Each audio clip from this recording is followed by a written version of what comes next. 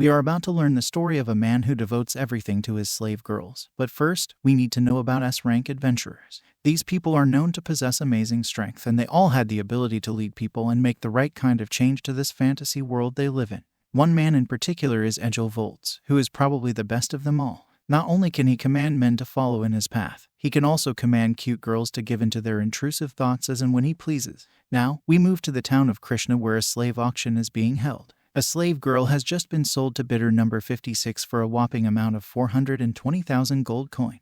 The bidder goes to collect his slave girl, and everyone claps for him, but this is not exactly some kind of charity event. Now, we see a demon man asking his buddy what he thinks of these slave auctions. The buddy in question is our hero Volts, and he says that he doesn't want to be asked such questions. He strikes a proud pose while saying this, so the demon man asks him if he doesn't like the concept of slaves. Volts says yes because it is not a noble cause unless the master is helping the slave.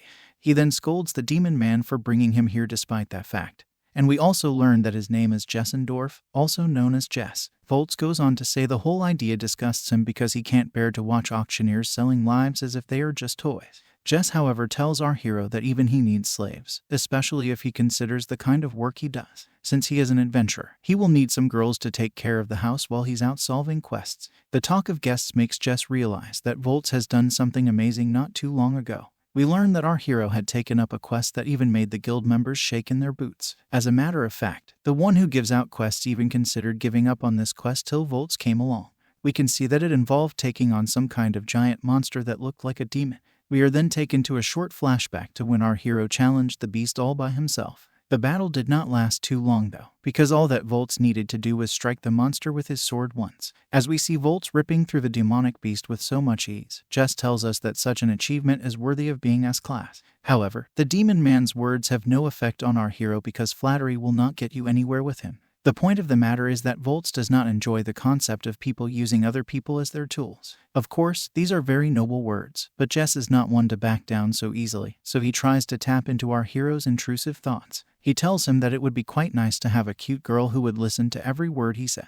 It's almost like a dream come true, even for a man like Volts. As expected of our hero, he simply yawns and says that he's bored of this chat with Jess, so he wants to go back home. The demon man tells Volts not to be like that because things are going to get very exciting from this point forward. Our hero tells him once more that he is not interested, so Jess tries to mess around by asking him if he likes to play for the same team. Volts rubbishes those claims instantly and says that he is only interested in cute women, but not by purchasing them as his slave girls. As he says this, the slave traders announce that the final item will be the last lot from today. They state that this slave girl is a bit young at 20 years old, but her womanly charms are ripe for the taking. To go with these charms, her face is even cuter, so she will be an attractive buy. Everyone in the room gazes at this beauty as she walks into the room with her curvy body. Even Volts seems to be impressed by her looks as the slave traders state that she used to be an adventurer. On top of that, this cute girl is still untouched, so that makes our hero even more interested in her. It looks like even someone as noble as Volts has intrusive thoughts running through his brain.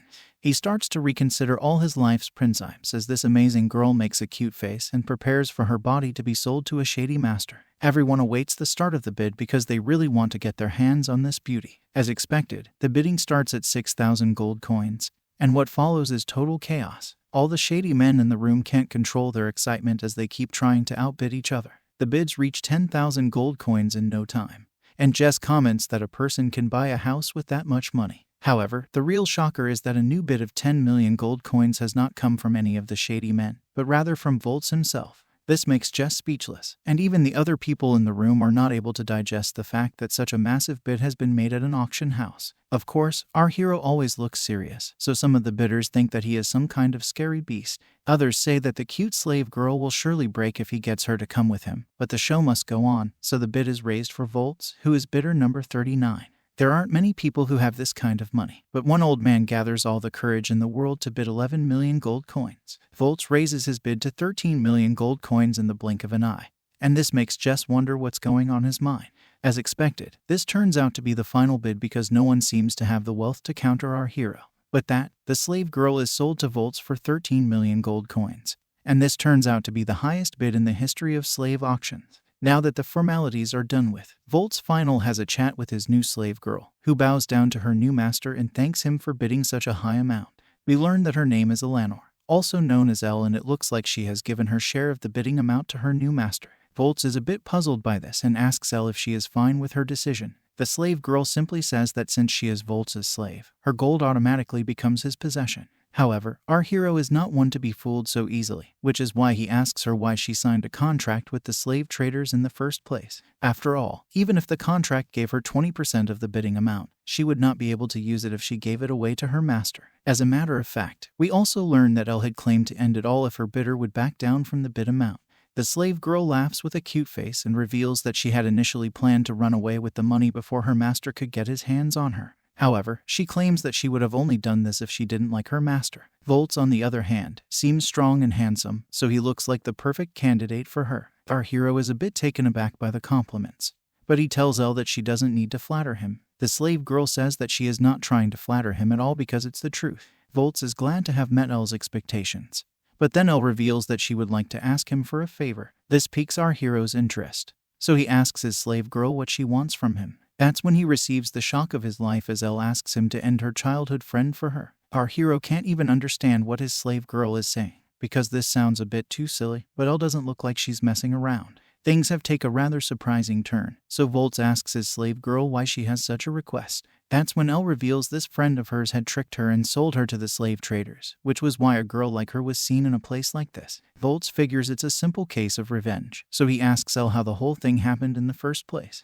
The slave girl wants to tell her master the whole story of how she was tricked, but she wants to tell him her real name first. That's when we learn that Elle's family name is Cornelia, which means that she is the third princess of the kingdom of Cornelia. Naturally, it's a bit odd to see a princess being sold as a slave, so it's time for some added context. The root of this whole mess was the succession ceremony of the kingdom because it had to do with who would succeed the throne and rule over everyone. Since Elle has two older sisters, everyone was of the opinion that the husband of the first princess should become the new king. However, the current king, who is Elle's father, had said that he will only allow her husband to succeed the throne and no one else. Of course, the princess had said no to this and ran away from the scene. Since she did not want to take part in this succession, she decided to escape the castle. This eventually led to her becoming an adventurer, and she teamed up with her friends to enjoy a life she would have never been able to live if she remained a princess. Of course, being an adventurer comes with its own set of troubles, but these days were also filled with fruitful achievements, so Elle was happy with her decision to betray the throne. Sadly, all of this changed on the day of her birthday party when she was blindfolded by her friend Mussolina,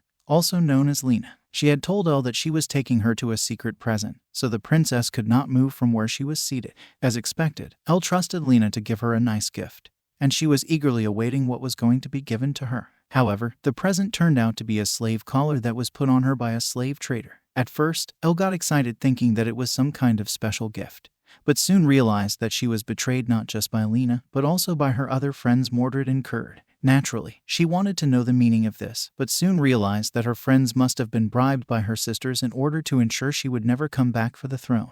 The slave trader who caught her was more than happy with this deal because girls like Elle are hard to come by in his line of business. As she was being taken away, the princess slave shouted out to her friends for help, but it was of no use. As a matter of fact, Lena only smiled at her childhood friend as if this was some kind of sick entertainment.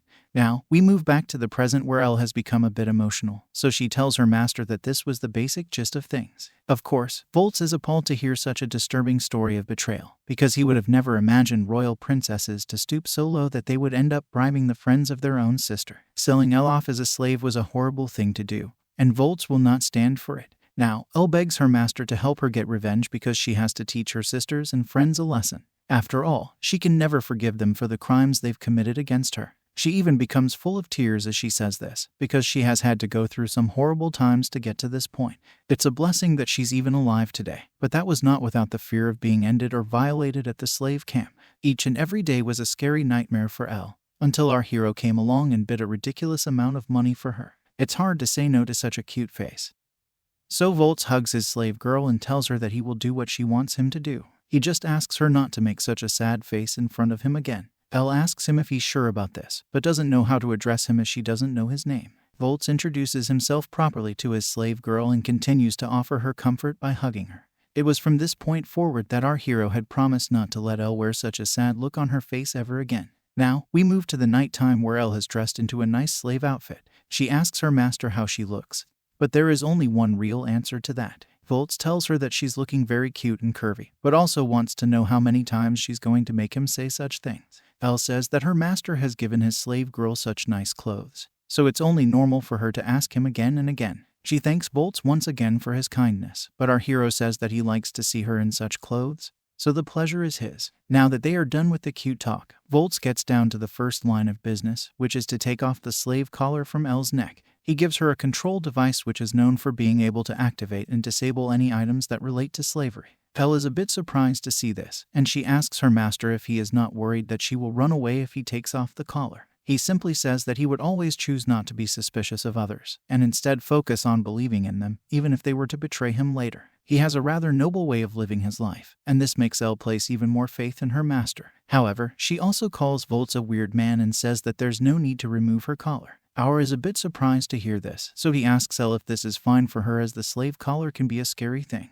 The princess slave decides to act cute and she gets close to her master, after which she says that she fully trusts him. Elle is also ready to fulfill Volts' wishes, no matter how twisted they may be. Things become a bit spicy and our hero tries to keep his intrusive thoughts in check, so he tells Elle that she can go take a bath as she must be tired from such a busy day. He's ready to hear the rest of her story tomorrow, but the princess slave says that she can't take a bath before her master. This means that Volts will have to go in first, and he agrees to do so, but is also wary of what might happen. Now, our hero makes his way to the bathroom and he realizes that he's a bit nervous around his curvy slave girl. Of course, this might be due to the fact that he's never really spoken to women before, and now he's hit the jackpot with Elle. It only gets better for him as his slave girl takes off her attire and prepares to wash his back for him. Naturally, Volts has never done something like this his whole life, so he doesn't really know how to react to this. He tries to keep his intrusive thoughts in check once again and tells Elle that she doesn't need to wash his back as he can do it himself. However, the princess slave is not going to back down, especially after how nicely her master has treated her the whole day.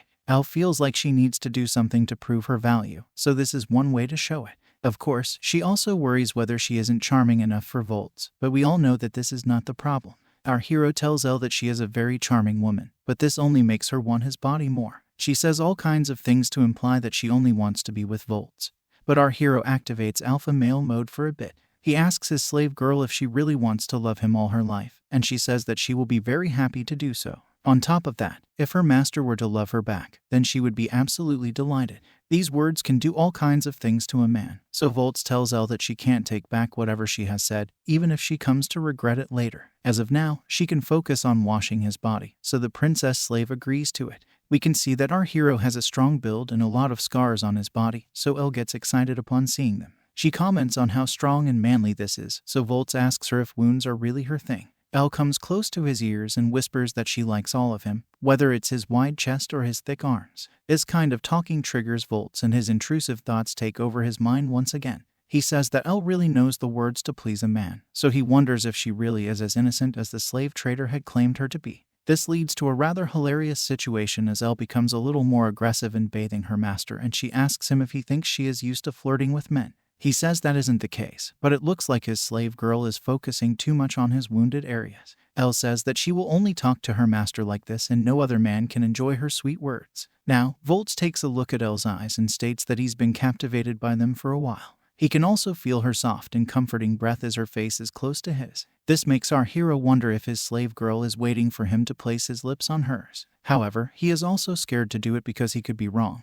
Although that doesn't seem likely in this case. Elle has had enough of teasing her master, so she asks him to be more aggressive with her. Her behavior stuns Volts because she said this just as he had started to hesitate. He is glad that she is not going to pull back, so he can go all in now. An engaging session follows, so Elle states that her master is very experienced, but he says that he has never been with a woman, so it comes as a huge shock to the princess slave. He apologizes if his skills are not going to be good enough, but Elle says that she's happy to be his first experience. She wants to make her master feel good, so she promises to service him in the best way possible. She takes a look at his elephant's trunk and comments that it's at least twice the size of the ones she's seen before. This makes Volts cautious because Elle is supposed to be innocent, but she tells him not to think too much of it. She proceeds to give our hero a taste of heaven on earth and he gets relieved soon enough. Now, Elle sits close to her master in the pool, but he asks her it's not needed for her to stick to him this way. However, the princess slave says that she wants to feel Volts closely and also wants his elephant's trunk to become ferocious again.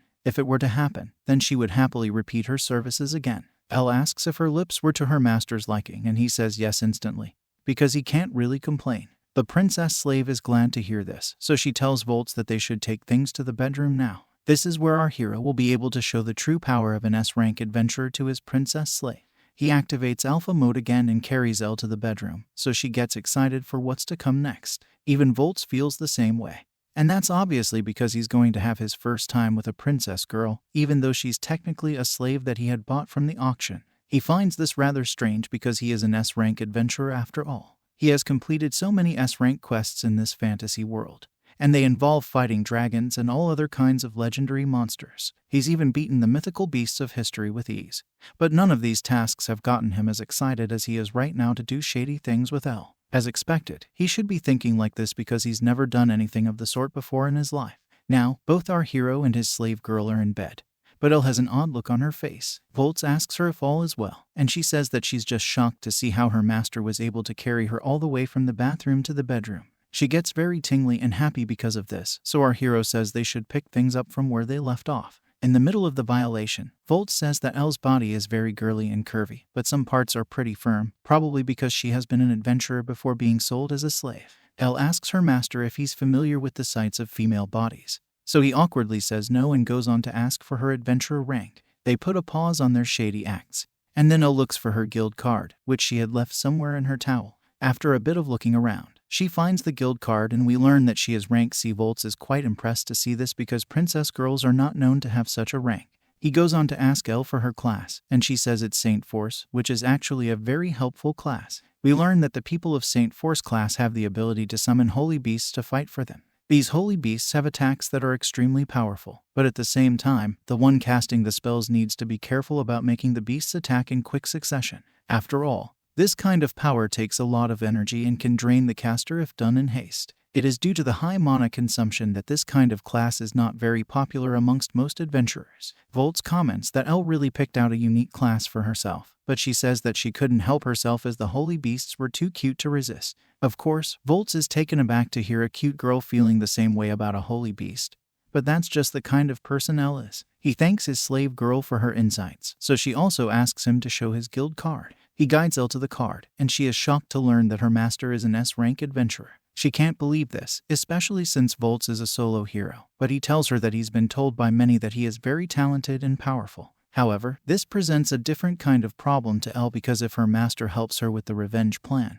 then his reputation as an S-rank hero may suffer due to it. As expected, Volts says that such things don't even matter to him because he can simply leave the kingdom even if he is marked as a criminal. Of course, there's also the fact that he fell in love with Elle from the moment he first saw her at the slave auction. It all makes sense now because spending 13 million gold coins on a slave girl is ridiculous. Anyway, our hero tells his princess slave that he can never say no to her, and it makes her fall in love with him as well. Now that all the chatting has been completed, it's time for the both of them to get down to business. Volts asks Elle if she's ready for this, and she says yes without any hesitation at all. With that, the both of them say I love you to each other and engage in unspeakable acts. In the process, our hero realizes that Elle is indeed as innocent as she had claimed to be, and she is glad that he now knows she wasn't lying to him. Volts is pleased by this because he knows that it must have been hard for Elle to keep her innocence in check, especially since she was with slave traders this whole time.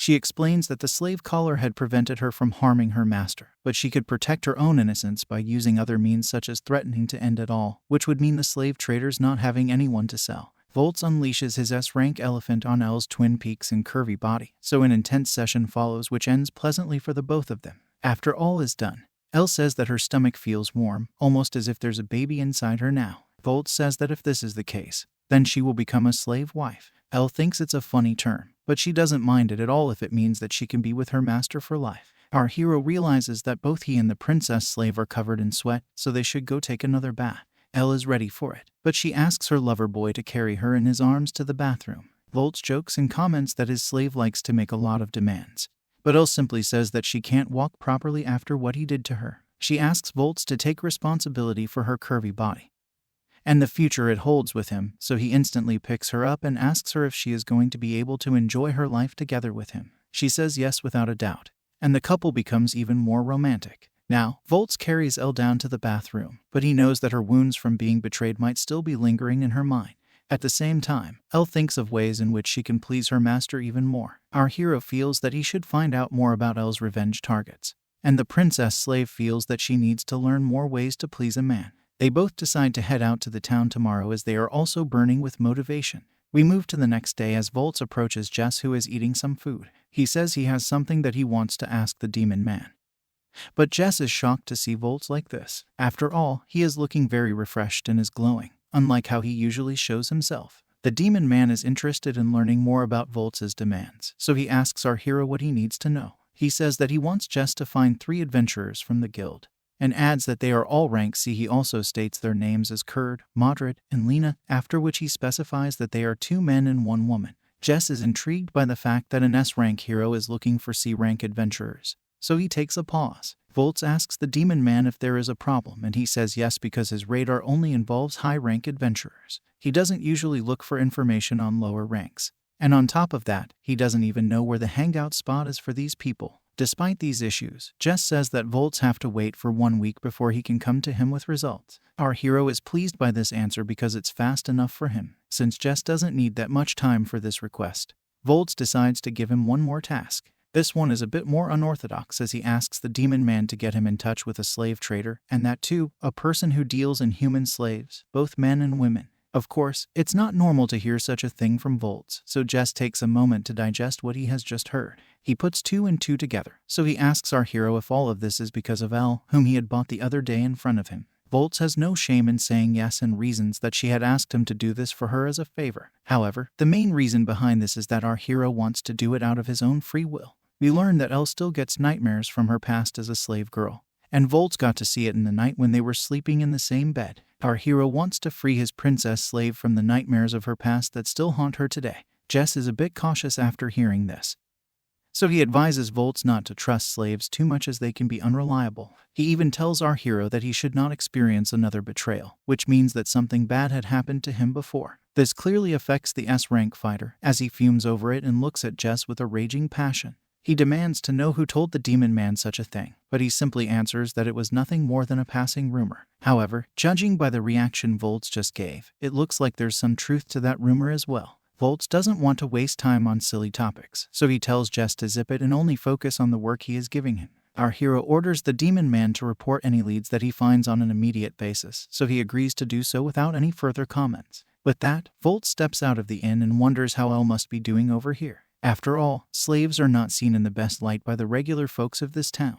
We now switch to the princess slave, who is in a library and going through some books. She seems to have found the book that she was searching for this whole time, and she takes a good look at it to confirm if it is what she wants. The name of the book suggests that it's about a noble lady who acts on her intrusive thoughts with a muscular night boy. On top of that, there are 4 volumes to this book, which means that it's in very high demand. It turns out that both volumes 3 and 4 are available in this library, so Elle figures that she should buy them now to make the most of the opportunity. She goes to the counter to pay for the books, but the man selling them notices how cute and curvy Elle is. He also has some muscles, so he asks the princess slave if she likes what she sees.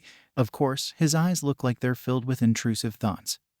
So Elle decides to pay for the books as soon as she can in order to get out of the store. She tells the shady man that her master's muscles are much better than what he can hope to achieve, and then she leaves the store immediately. She feels violated just by the shady man's looks, but at least she was able to get her hands on these books. Now, Elle looks around to make sure no one is going to come here, and then she opens the book. We can see that these books are rather graphic in their descriptions of unspeakable things between the heroine Anna and her night boy, Hubert. Since Anna could not get enough of Hubert and his elephant, she would wait for everyone to fall asleep at night in the castle. She then heads to the room of her night boy out of her own will, and then she calls out to him. Hubert asks her if there's anything she needs, so she tells him it's time to work on their intrusive thoughts. What follows is a rather unique act, but it ends well for both Hubert and Anna, so Elle has what she needs. The princess slave shuts the book because she has the idea in her mind, especially because she can relate to Anna a lot.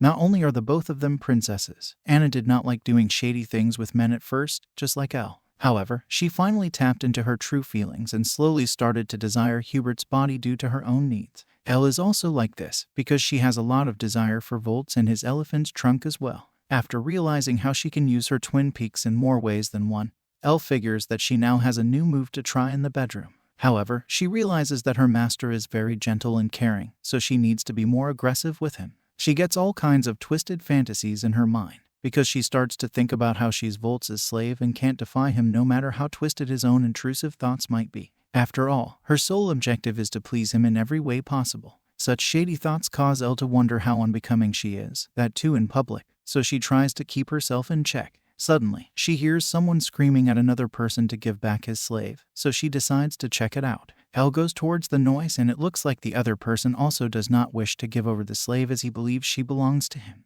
After getting closer, she notices that two men are fighting over a cute slave girl, and neither one is giving in as they both believe they found her first. One of the men happens to be the slave trader who had auctioned her off to her master, and the other one looks like a man from the noble family. The girl in the middle is clearly the slave, and she looks very scared, judging by the look on her face. It doesn't take long for the princess slave to realize that she knows who this girl is, especially after they notice each other. This new girl's name is Selena, and she calls out to Elle as she is a familiar face. The princess slave then tells us that Selena needs to be saved both in mind and in body. It's time for some context. So we are told that Selena and Elle were friends while they were slaves under the shady trader. They found comfort in each other and refused to give up hope as long as they had each other's backs. Seeing Elle makes Selena emotional, so she calls out to her friend, hoping that she will save her. However, the slave trader pulls her back via her slave collar and reminds her that she can't go away from her master as long as she has it on. Elle can't take this anymore, so she tells the slave trader to stop with his nonsense as she wishes to speak with Selena for a bit.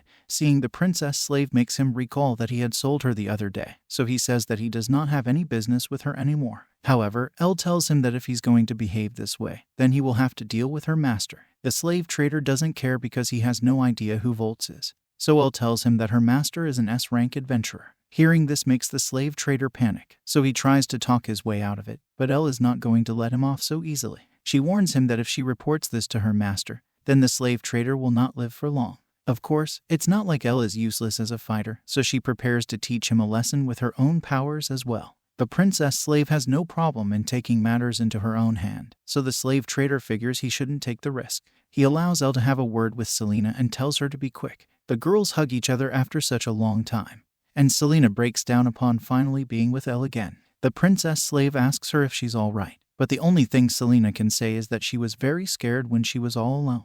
Elle tells her not to worry because she will keep her safe now, but she can recall that Selena is supposed to be very brave and strong, so this is not like her. We are now taken to a flashback where we see Elle crying over something that had happened to her. Selena calms her down and also calls her a crybaby for making such a fuss. Elle says that she's scared of what might happen next to her, so Selena comes close to her in order to reassure the princess slave that all will be well. She says that she will protect Elle with all that she's got, and this is more than enough to give the princess slave the courage she needs. The smile on Selena's face alone was the source of hope for Elle, so she owes her for the support. We are back to the present now, and Elle states that she will be the one to protect Selena now. She asks her friend what happened, so Selena points to the noble man and reveals his name to be Earl. We learn that Selena was sold to him, and from the looks of it, Earl seems to have a kind and calm face. However, that is not the truth as he is a devil in disguise. As a matter of fact, he likes to hurt Selena even while smiling, which is rather twisted for any kind of man. He would not stop with his horrid acts, and it became too much for Selena to keep up with, so she tried to run away from the scene.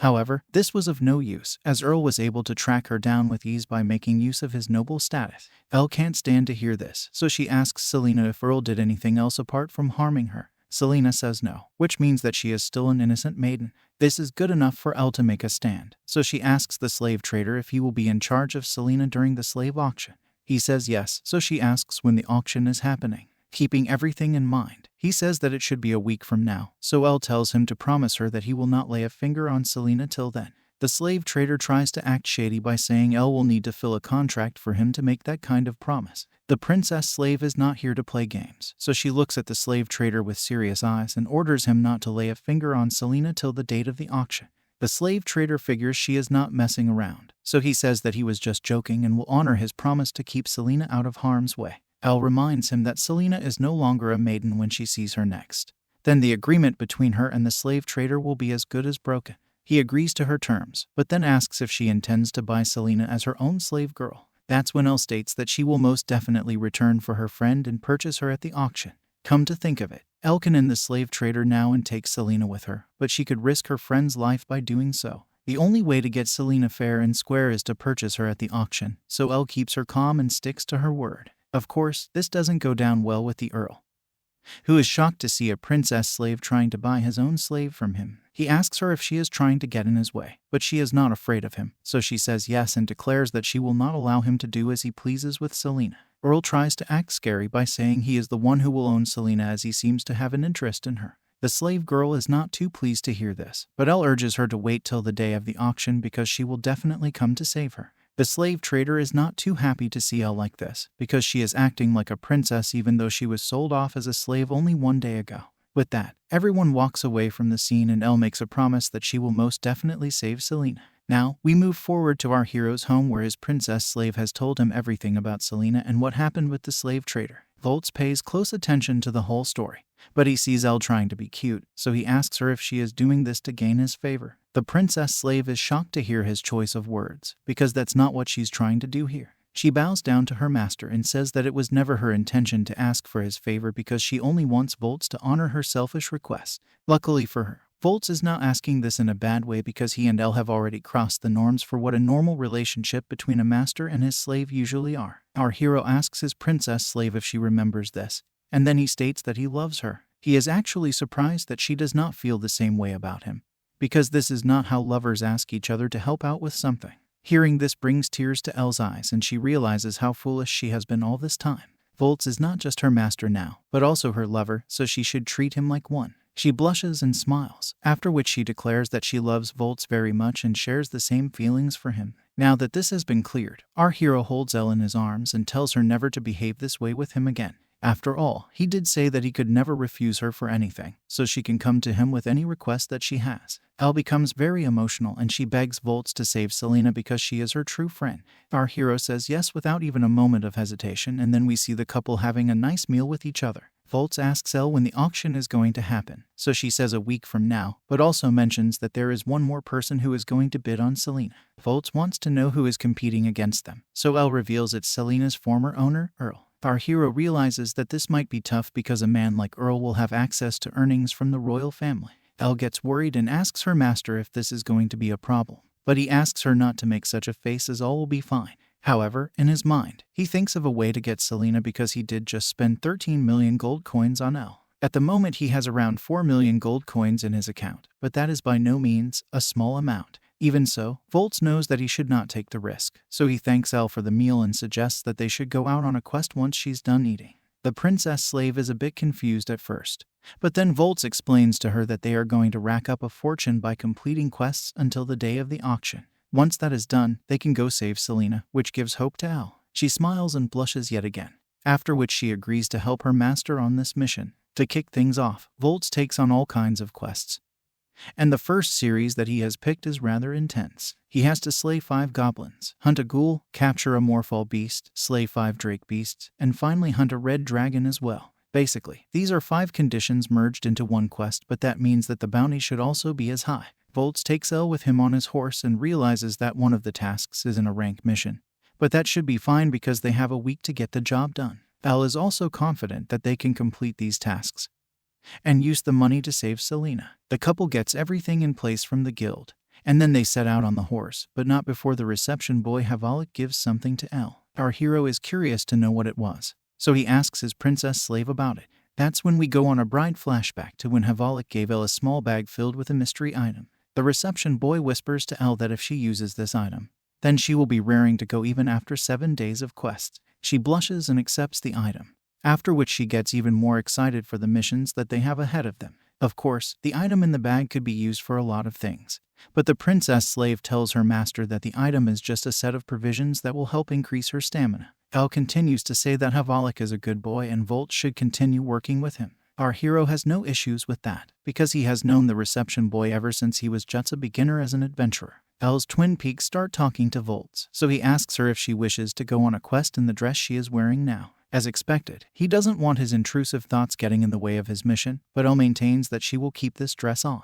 After all, she is a Saint Force class adventurer, so she will always have her master's back. On top of that, the dress is very special to her because it was gifted to her by Volts as an act of kindness. The princess slave realizes why Volts is asking her this question, so she asks him if he is too distracted by the way her curvy body is seen in these clothes. She wonders if her master will be able to focus on the quest if he only keeps looking at her, so Volts tries to act cool by saying that is not the case. Our hero can lie, but his elephant's trunk only speaks the truth, so it rises to tell Elle how Volts is feeling right now. She asks him if he is still going to deny his intrusive thoughts.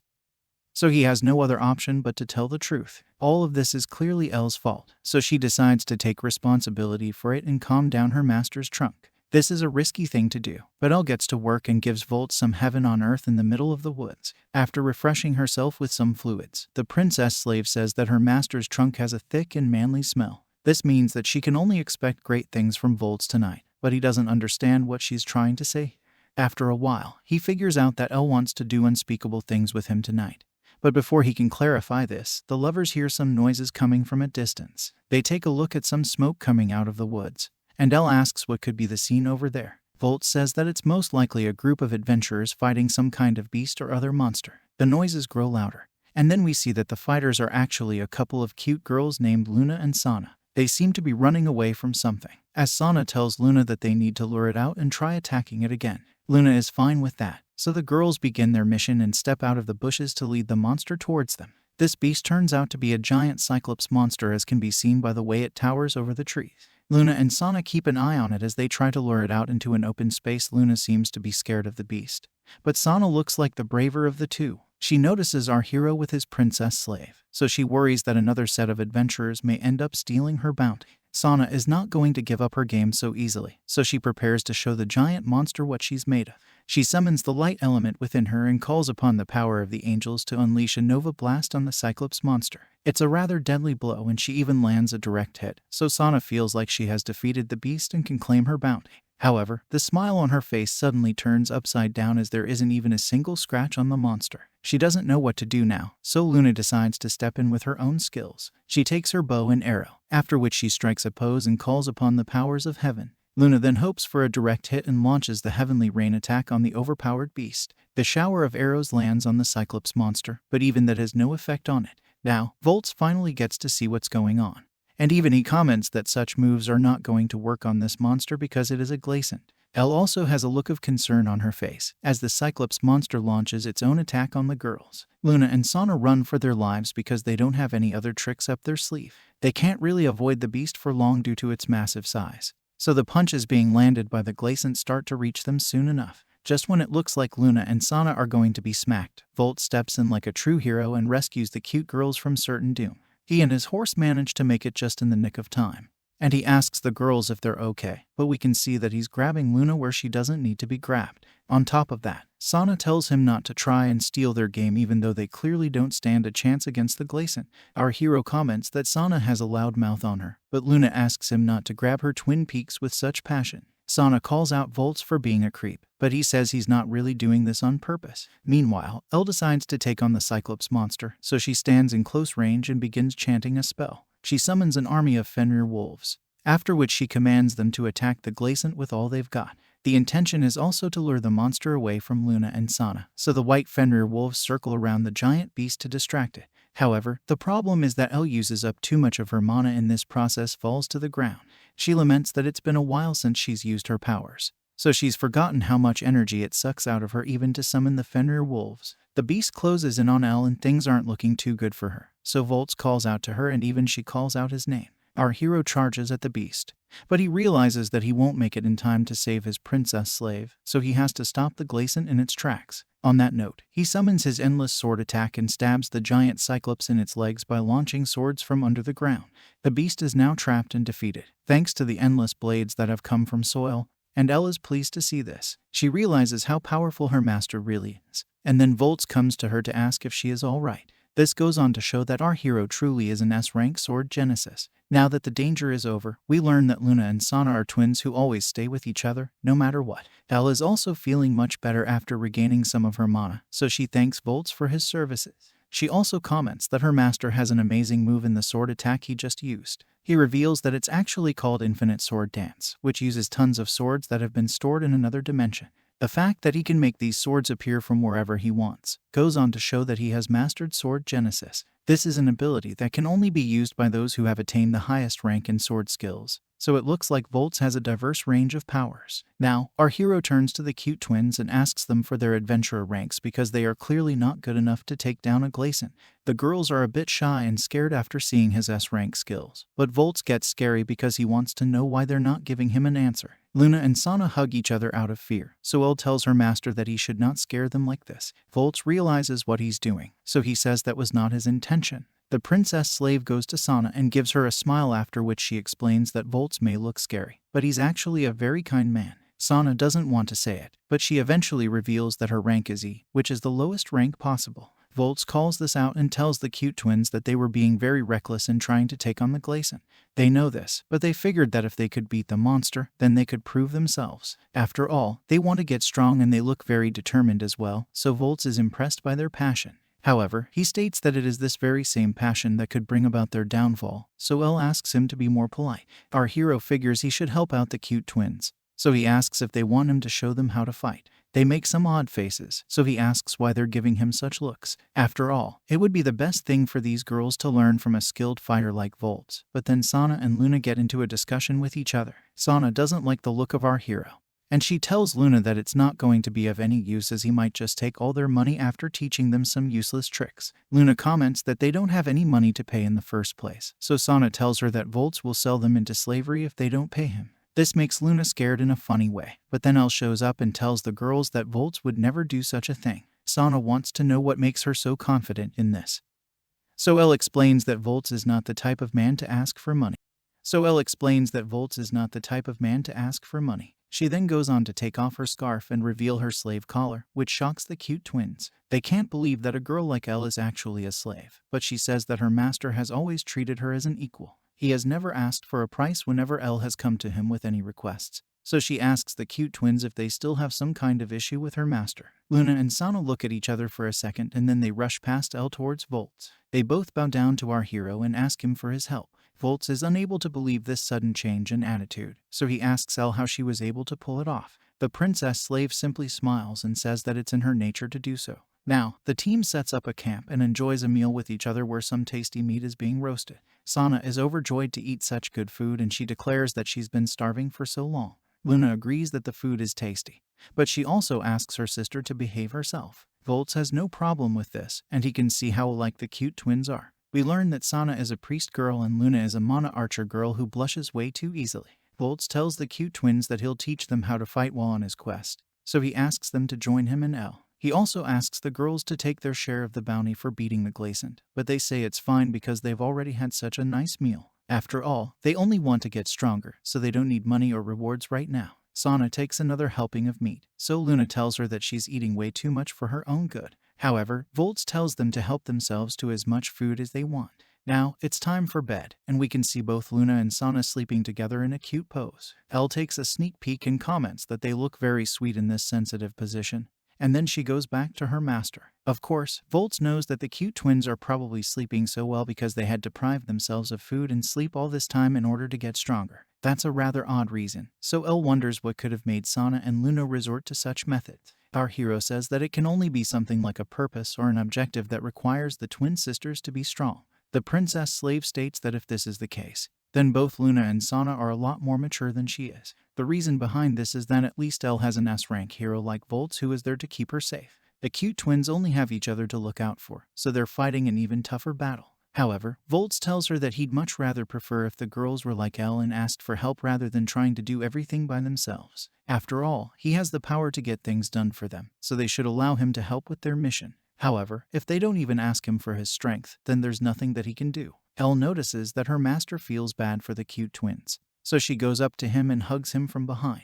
The princess slave says that she wants to walk the same path as our hero, even though he doubts his own decisions from time to time.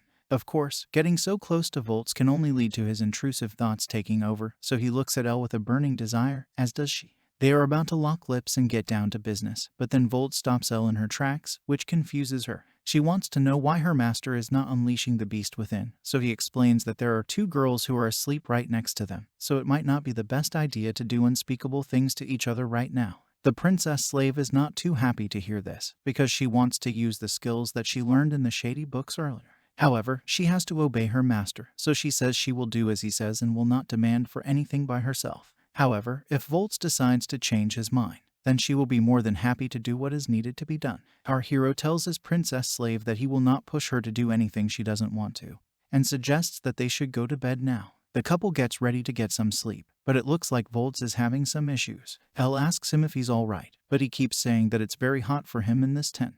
The princess slave takes a look at him and can see that he's sweating a lot, so she says that she should wipe the sweat away with her curvy body. Of course, she positions herself in a way that her twin peaks are right in front of her master's face, and this leads his elephant's trunk to rise with passion. It doesn't take long for Volts to let his intrusive thoughts take over, and then he grabs his slave girl to dominate her. Elle asks her master if he has decided to change his mind after what he had just said a few minutes ago, and the look on his face says it all. Volts only has one thing in his mind now, and he will do whatever it takes to get it. Elle blushes and smiles at the same time because her master looks like a hungry beast who is aiming at his prey. We now learn that the princess slave had put something in our hero's coffee, which is presumably the item she had taken from the reception boy earlier. It clearly seems to have done the trick, as Volts wants to violate Elle without any mercy. He tells her that they can't make any sound at all, but she says that she can't make that promise if he unleashes the beast upon her. What follows is an intense session that can't be put into words, but it looks like these acts have woken up Sana from the next tent. She peeks in on our hero doing unspeakable things to his princess slave and wonders what these acts are called. She's surprised that they're so loud even when she and Luna are right next to them, and she also wonders if Volts' trunk can fit inside Elle's abyss. She can't help but continue to watch them, and this causes her own intrusive thoughts to take over her mind. Now, we move to the next morning and we can see that Sana has not slept very well due to her constant yawning. Luna asks her if she is having any trouble sleeping, so she says that it's something like that because she can't tell her sister the truth that she was peeking at Volts and Elle going at it. This actually goes on for 2 nights in a row, so Sana gets a very detailed show on both occasions. Anyway, now is not the time for her to be thinking about such things, so she joins our hero on his quest to find a red dragon's lair. After some searching, the team finally reaches their target spot, and Volts is happy to finally find what he has been looking for. All the other quests have been completed, so this is the final mission that's needed to be completed. However, he needs to keep in mind that the red dragon is final boss material, so he is top danger. This is not going to be like the easy quests he's been doing with the girls, because you can't afford to mess up against such a beast. If that happens, then you risk losing your life without much of a fight. Of course, this is not what Luna and Sana want to hear, so they ask our hero not to scare them with his serious words. Volts tells them to simply keep all their training in mind because that it helped them come out on top against the monsters in the previous quests. As a matter of fact, he even tells the cute twins that they have done well so far as per their training. This gives them hope, so they become happy and rejoice upon hearing Volts' comment. However, before they can celebrate their achievement any further, the team can hear something nasty walking nearby. Elle wonders what it could be, but Volts tells all the girls to be quiet for now. They take a closer look and find not one, but 3 drake dragons right in front of them. The good thing is that the dragons have not noticed the team, so they have the upper hand. Now, Volts assembles his team and gets them ready for the task ahead of them, which is to take care of these drake dragons. He says that they will make the first move, and he encourages the cute twins to go out there and do their thing. He tells them to believe in themselves and promises to protect them if things don't go as planned. Luna and Sana are pumped to try out their new skills, and even Elle wants in on the action, so she kicks things off by chanting a spell and summoning an aqua dragon to take on the drake dragons. This aqua dragon unleashes its powers with a water blast attack that lands a direct hit on one of the dragons. The other beasts notice what's happening and are a bit confused by the attack, so Luna decides to make the most of this chance and charge at the dragons along with Sana. The twins unleash their powers as well, with Sana launching an Angel Nova attack and Luna firing her one-hit arrows on the dragons. Both the girls land direct hits on their targets, and the drake dragons fall to the ground. It doesn't take long before the 3 girls take down the 3 dragons and wrap things up with ease. Volts watches the fight and is impressed with the progress they have made till now. Sana comments that this was a piece of cake for her, and Elle tells the cute twins that they did a great job. Luna says that this was all because of the princess slave's water dragon and also her advice. Even Volts says that the girls should cut out the tongues from the drake dragons to show proof of the quest being completed. Sana is not too pleased to hear this, and she makes a face because she thinks it's disgusting. The priest girl can't believe that such things are considered to be luxury items in this fantasy world. But that's just how things are. Of course, our hero is not too pleased to hear her complaints because he does not expect her to do so well against a red dragon if she uses the same attitude. Sana takes back her words and says that it's all good from her side, because she doesn't want to upset Volts. The job still isn't done, because our hero wants to launch a surprise attack on the red dragon, who is the final boss of this tunnel. He tells the girls once again that it will only take a single blow from a red dragon to end their lives in an instant. It doesn't take too long for the team to come across the beast, and Volts points out to it almost instantly. Sana and Luna are scared to see it, so Elle holds them close for protection. What they see in front of them is an overpowered dragon that makes the Drake dragons look like little babies. The dragon is fast asleep, so Volts wants to make use of this advantage to launch a surprise attack on it. Of course, Sana and Luna still can't get over the fact that beasts can be as big as this one, because even the Cyclops monster from before can't measure up to the dragon. Of course, Volts has dealt with many dragons before, so he tells the cute twins that while these beasts might look scary, there is a very simple way to attack them. The only thing that they should watch out for is the fire blaze attack that can burn them to a crisp. Sana is actually excited to hear this, because she thinks that dragons breathing fire is really cool. However, Volts tells her that she can become ashes if she doesn't take care over here, and this changes the look on her face. He tells Elle and the cute twins that a dragon will always raise its head before launching a fire attack, so they should watch out for this movement in order to be prepared to dodge it. Now, Volts mentions his plan of attack, which is to go for the limbs first, so that he can lure the beast towards him. Suddenly, the dragon wakes up and has a dangerous look in its eyes, so it gets up and prepares to fight everyone in front of him. The beast is massive, so Volts figures that he should charge at it if he is to keep the girls safe. The dragon launches its claws at Volts, but he's able to counter it with his sword. His strength is amazing, and he's happy to now make the dragon come after him rather than the girls. Sana decides to offer some support by summoning her light element and unleashing her Angel Nova attack on the beast. However, this does no damage at all to the beast, who continues to launch his claws at our hero. Volts is able to fend him off for now, but the dragon is becoming restless, so he might need some supporting magic. He tells Sana to chant this magic, but she is a bit unsure of that order. This is not the time to doubt someone like Volts. So he tells the priest girl that assessing the situation with accuracy is a key factor when it comes to winning any battles. He continues to hold off the dragon, so Sana realizes that she should do as she's told. However, before anything else can happen, the dragon raises its head, which means that it's about to unleash the fire blaze attack. Just like that, the beast breathes a massive amount of fire and targets everyone in the dungeon to land a direct hit. Volts has to spring into action, so he grabs Sana and takes her away from the line of fire, and even Elle does the same to keep Luna safe. The damage caused by this fire blaze attack is outstanding as it burns through everything in its path. The dragon strikes a pose and roars like a demon, which means that it's not going to stop with its fire blaze attacks. Things are not looking good for the team, and the girls have worried looks on their faces, so Volts has no other option but to use his trump card.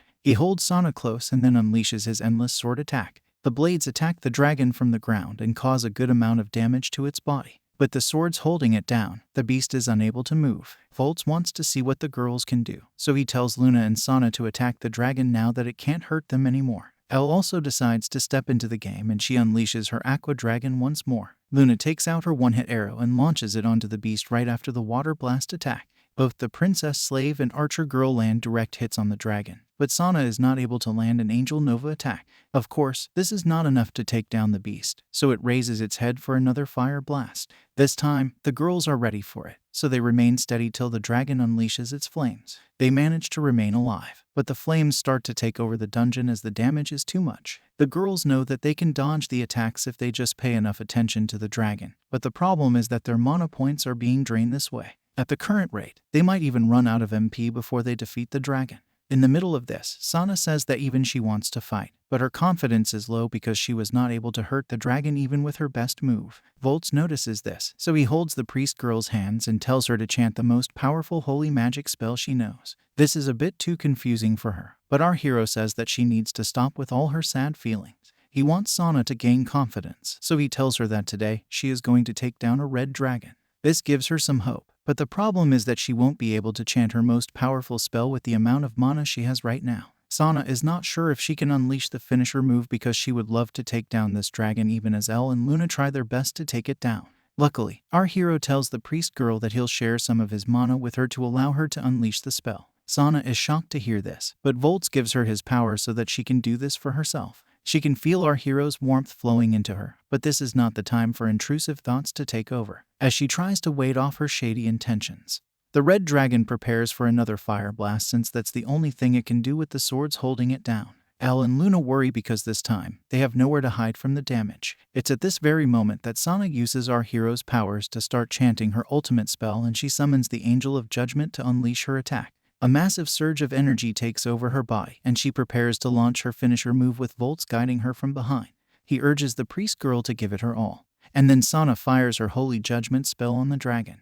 The ultimate angel drops down from the heavens, which shocks the dragon, and then he decimates the beast with a beam of unlimited energy. The light is blinding, and it manages to defeat the red dragon with full force. The beast falls to the ground right in front of Elle and Luna, and they are amazed to see that Sana was able to pull this off. As expected, the priest girl almost faints, so Volts has to hold on to her and ask if she's all right. It turns out that it was Sana's first time using a spell of such a high scale, which is why she's not got much mana left inside her. Our hero comforts her by saying that he might have given her his mana, but it was Sana's skills that helped her pull off the ultimate finisher move. Sana is barely able to hold on to her own breath, but she is glad to hear that her own abilities helped her take down an overpowered dragon. Elle and Luna rush to Sana to see if she's fine.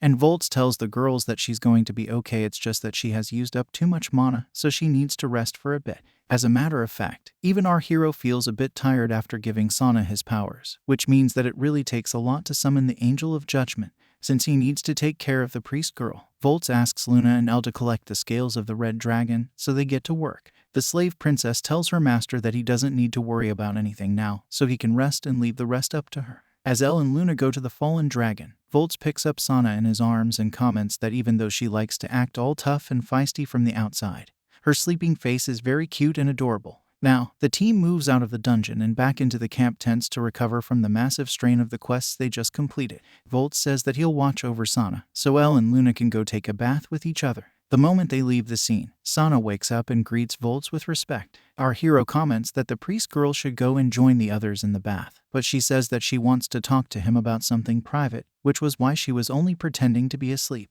Sana now asks Volts if she and Luna can grow even stronger than they are now if they were to continue with their training. Our hero tells her that as long as she keeps up the effort and doesn't give in to fatigue, then she and her sister can become much stronger than they are right now. However, the priest girl needs to know that there is an upper limit to her abilities, and the same logic applies to Luna as well. He becomes a bit curious, so he asks Sana if she ever plans to switch classes, but she says no without any hesitation. As a matter of fact, she is so sure of this that she says neither she nor Sana will ever change their classes even time were to come to an end. Volts can see the passion in her eyes, so he decides not to pry much further into the reasons behind this. His only request to Sana and Luna is that they should not push themselves to the point where they end up hurting themselves. The priest girl agrees to our hero's terms, but she has one more question that she wishes to ask him. Sana bends down and assumes a spicy pose, after which she asks Volts about his relationship with Elle. Our hero is surprised by the sudden curiosity. That too from a priest girl, so he asks her why she wants to know this. Sana wants an answer first, so he says that he and his princess slave are like lovers at this point. He blushes as he says this, which amuses Sana, but now she knows why they were doing lewd things even with the cute twins sleeping right next to them. Of course, this shocks Volts, because he did not think that Sana would watch such unspeakable acts in front of her. The priest girl is glad to have seen these things because she has intrusive thoughts of her own, but she is confused about the dynamic between Volts and Elle. If she is the princess slave, then why is she always the one in charge when they do shady things to each other? This doesn't rub Volts the right way, so he maintains that he is the one in control of their relationship and Sana is simply reading it wrong. As expected, the priest girl is disappointed to hear this, so she tries to explain that Elle is the one who is getting her master to do what she wants him to do. Sana further states that Volts is not the kind of man who would like to be led by his slave girls. As a matter of fact, he might be kind, but he is a beast deep down inside his heart. He wants to unleash all his passion on Elle, but he worries that she might not like it and get hurt in the process. Volts has nothing to say to this, but his silence is golden because Sana has figured that he does like to be a beast in the bedroom. Now, the priest girl comes up with an idea, and she says that she will teach Volts how an S&M relationship works. She is willing to do this because even our hero was kind enough to teach her and Luna how to fight. Now, she goes on to explain the whole process to our hero, and then she tells him to try it out on his princess slave the next time they get down and dirty. Her words make sense to Volts, but he wants to know how the priest girl has come across such shady information. She goes on to say that she read about it in some of her favorite books, which makes sense, because even Elle was doing that back in the city. Volts is shocked to learn that such things can be found in the books of this fantasy world, because Earth is known for having tools like these. Now that she's done with her lesson, Sana tells our hero that he can consider this to be a part of paying off a little bit of the massive debt that the cute twins owe him. The priest girl says that she will also go for a bath now, and then she takes a towel for herself. Before she leaves the tent, she asks Volts one more question. Basically, she wants to know that if in the future she and Luna come across a problem that they can't solve, even after using all the tricks they have up their sleeves, then will Volts be willing to help them out? He says yes without even the slightest bit of hesitation. And this pleases Sana, although she prays that such a day should never come to her. She says goodbye to our hero and heads off towards the bath, and even Volts waves his hand as a show of friendship. Luna and Sana get done with everything and they set off on their own journey. And even though Volts was hoping to run into them at some point in the future, that didn't happen to be the case as they were never sighted again since that day. After the cute twins leave, it's up to both Volts and Elle to finish off a few more quests to gain extra cash. Of course, this doesn't take much of an effort because our hero was capable of taking down the red dragon all by himself. Once they get done with everything, the couple heads back home with the bounty they have earned so far. Volts and Elle sit down with each other and calculate the total cash that they have made. It's a total of 850,000 gold coins, which is a lot of money. If Volts puts this together with the money he already has in his account, then he has 5 million gold coins. He tells his princess slave that 5 million is the highest bid that he can place. So it should be good enough to get Selena at the slave auction. Now that everything is in place, our hero and Elle decide to head towards the auction. Now, we move to the city where tons of men have gathered to buy cute girls as slaves. Volts and Elle are also here, as is Earl, so the princess slave points out to him so that her master can know who Selena's former owner is. This is when Volts realizes that Earl is actually Count Sebastian, which means that there is a lot of hostility in the air. Of course, Earl is not the only familiar face over here, as a couple more men come towards our hero to greet him. They turn out to be Jess and Havalik, so Volts figures they couldn't help themselves to a show that most men would not want to miss. Jess says that even though he is interested in slave girls, the real reason he's here is because he has intel on the 3 people that Volts had asked him to do his research on. Our hero is pleased to hear this, so he tells the demon boy that they will talk about it once this auction is done. The reception boy asks Volts if he is here to buy another slave, and he says yes, but that's not all. Our hero openly states that if he is not able to get Selena the right way, then he will take her by force if push comes to shove. Jess tells him it's not as easy as it might sound.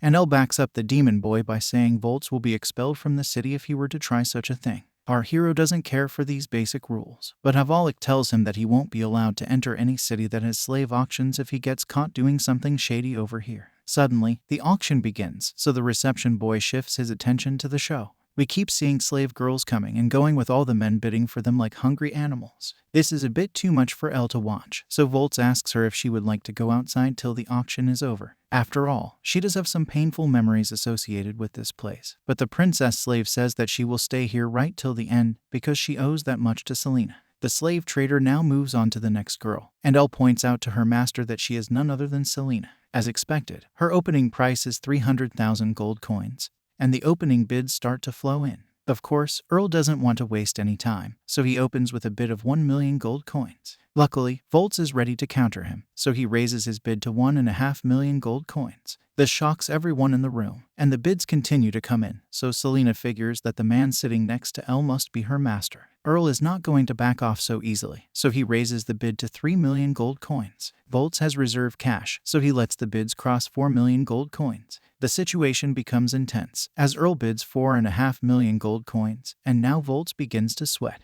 After all, he doesn't really have much left in the bank, so he hopes this is the last bid from his opponent.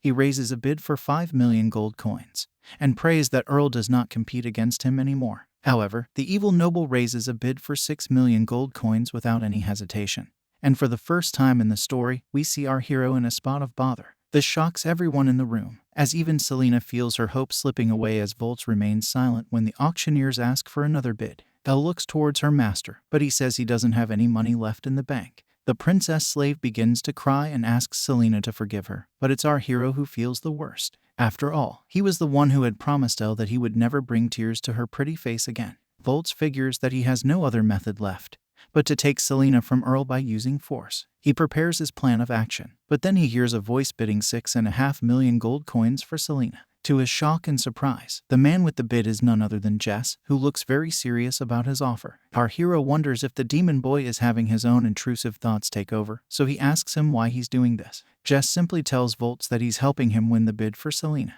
If he can gather all his reserves, Then he alone can bid up to 10 million gold coins. Earl is not pleased with the way things are going, so he offers a bid of 7 million gold coins. Jess counters it right away and tells Volts to consider this as an investment from him. Our hero doesn't get what this means, so the demon boy explains that he wants Volts to help him out with some work of his.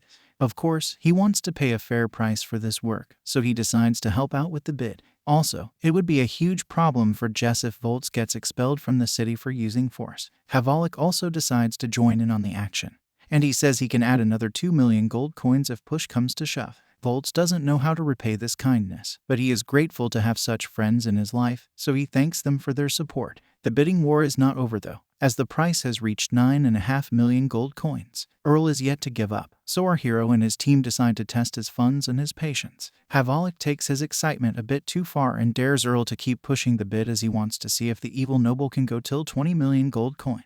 This would be a bit too much even if Jess and Volts combine their funds, so they tell him to calm down. Earl doesn't have any money left, so he pushes the bid to 10 million gold coins and hopes this will be good enough. However, the reception boy raises a bid of 12 million gold coins with the look of victory on his face. Earl is shocked and he looks at his butler to see if he can go more, but that's enough from him, so the auctioneer calls out to anyone else who would like to continue with the bid. No one dares to put in such a high amount, so Selena is officially sold to Volts and his team.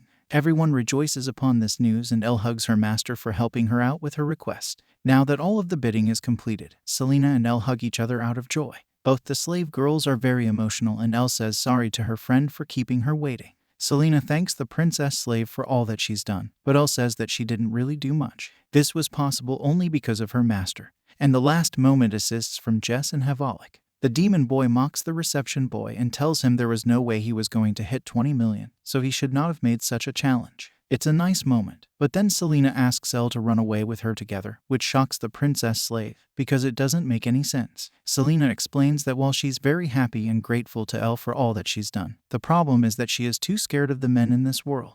This is because she was treated badly by Earl, so now she thinks that all men simply view her body as a tool for their shady desires. Elle tells Selena that she can understand how she feels, but she needs to trust Volts, because he is a good man.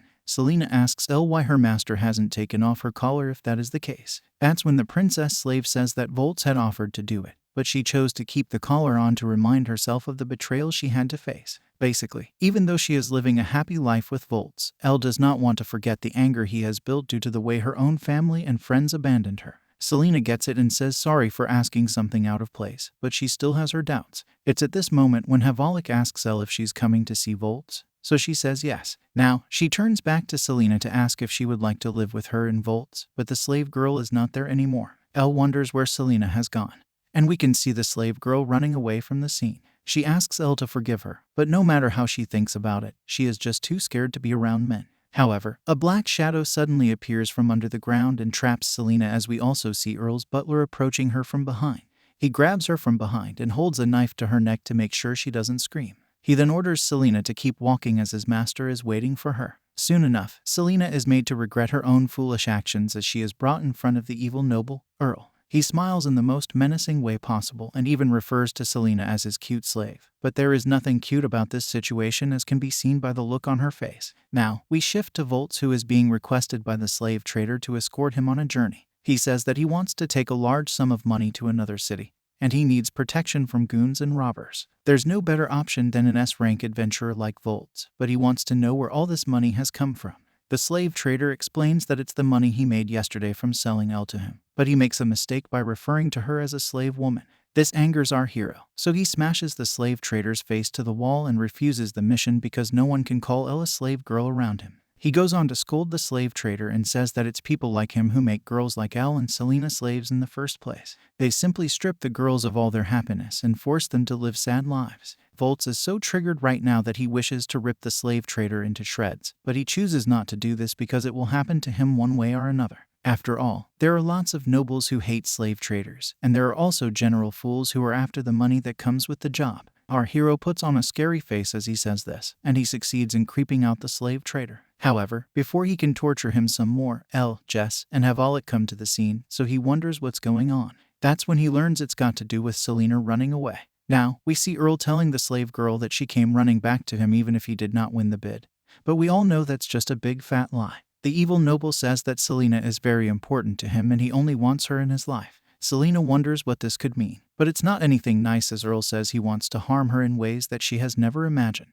At the same time, he wants to make sure he doesn't break her because she is the best of his toys. Now, Earl says that he wants to make sure Selena doesn't run away from him again, so he decides to break her leg. Of course, she struggles to break free from the evil noble, but he gets excited just thinking about how she's going to react when he starts hurting her again. Selena realizes that she really was a fool to run away from Volts, especially after all that Elle did to make sure she found a safe home. She cries out for help, but before she can even complete the sentence, help has already arrived. Selena can hear someone asking Earl to step away from her, and it's none other than her new master, Volts. He asks his slave girl if she is all right, and he apologizes for letting her feel scared even after she became his possession. Selena figures that he is the same man who was sitting next to Elle in the auction, and she calls out his name with respect. Volts orders Earl never to come near Selena again, but the evil noble has too big an ego to let this go. He tries to act brave in front of our hero, but eventually calls out to his butler, whose name is revealed to be Lubit. Earl can't find his butler, so he tells Volts that he is the heir to the House of Layforth, so he can't lay a hand on him, otherwise he will come to regret it.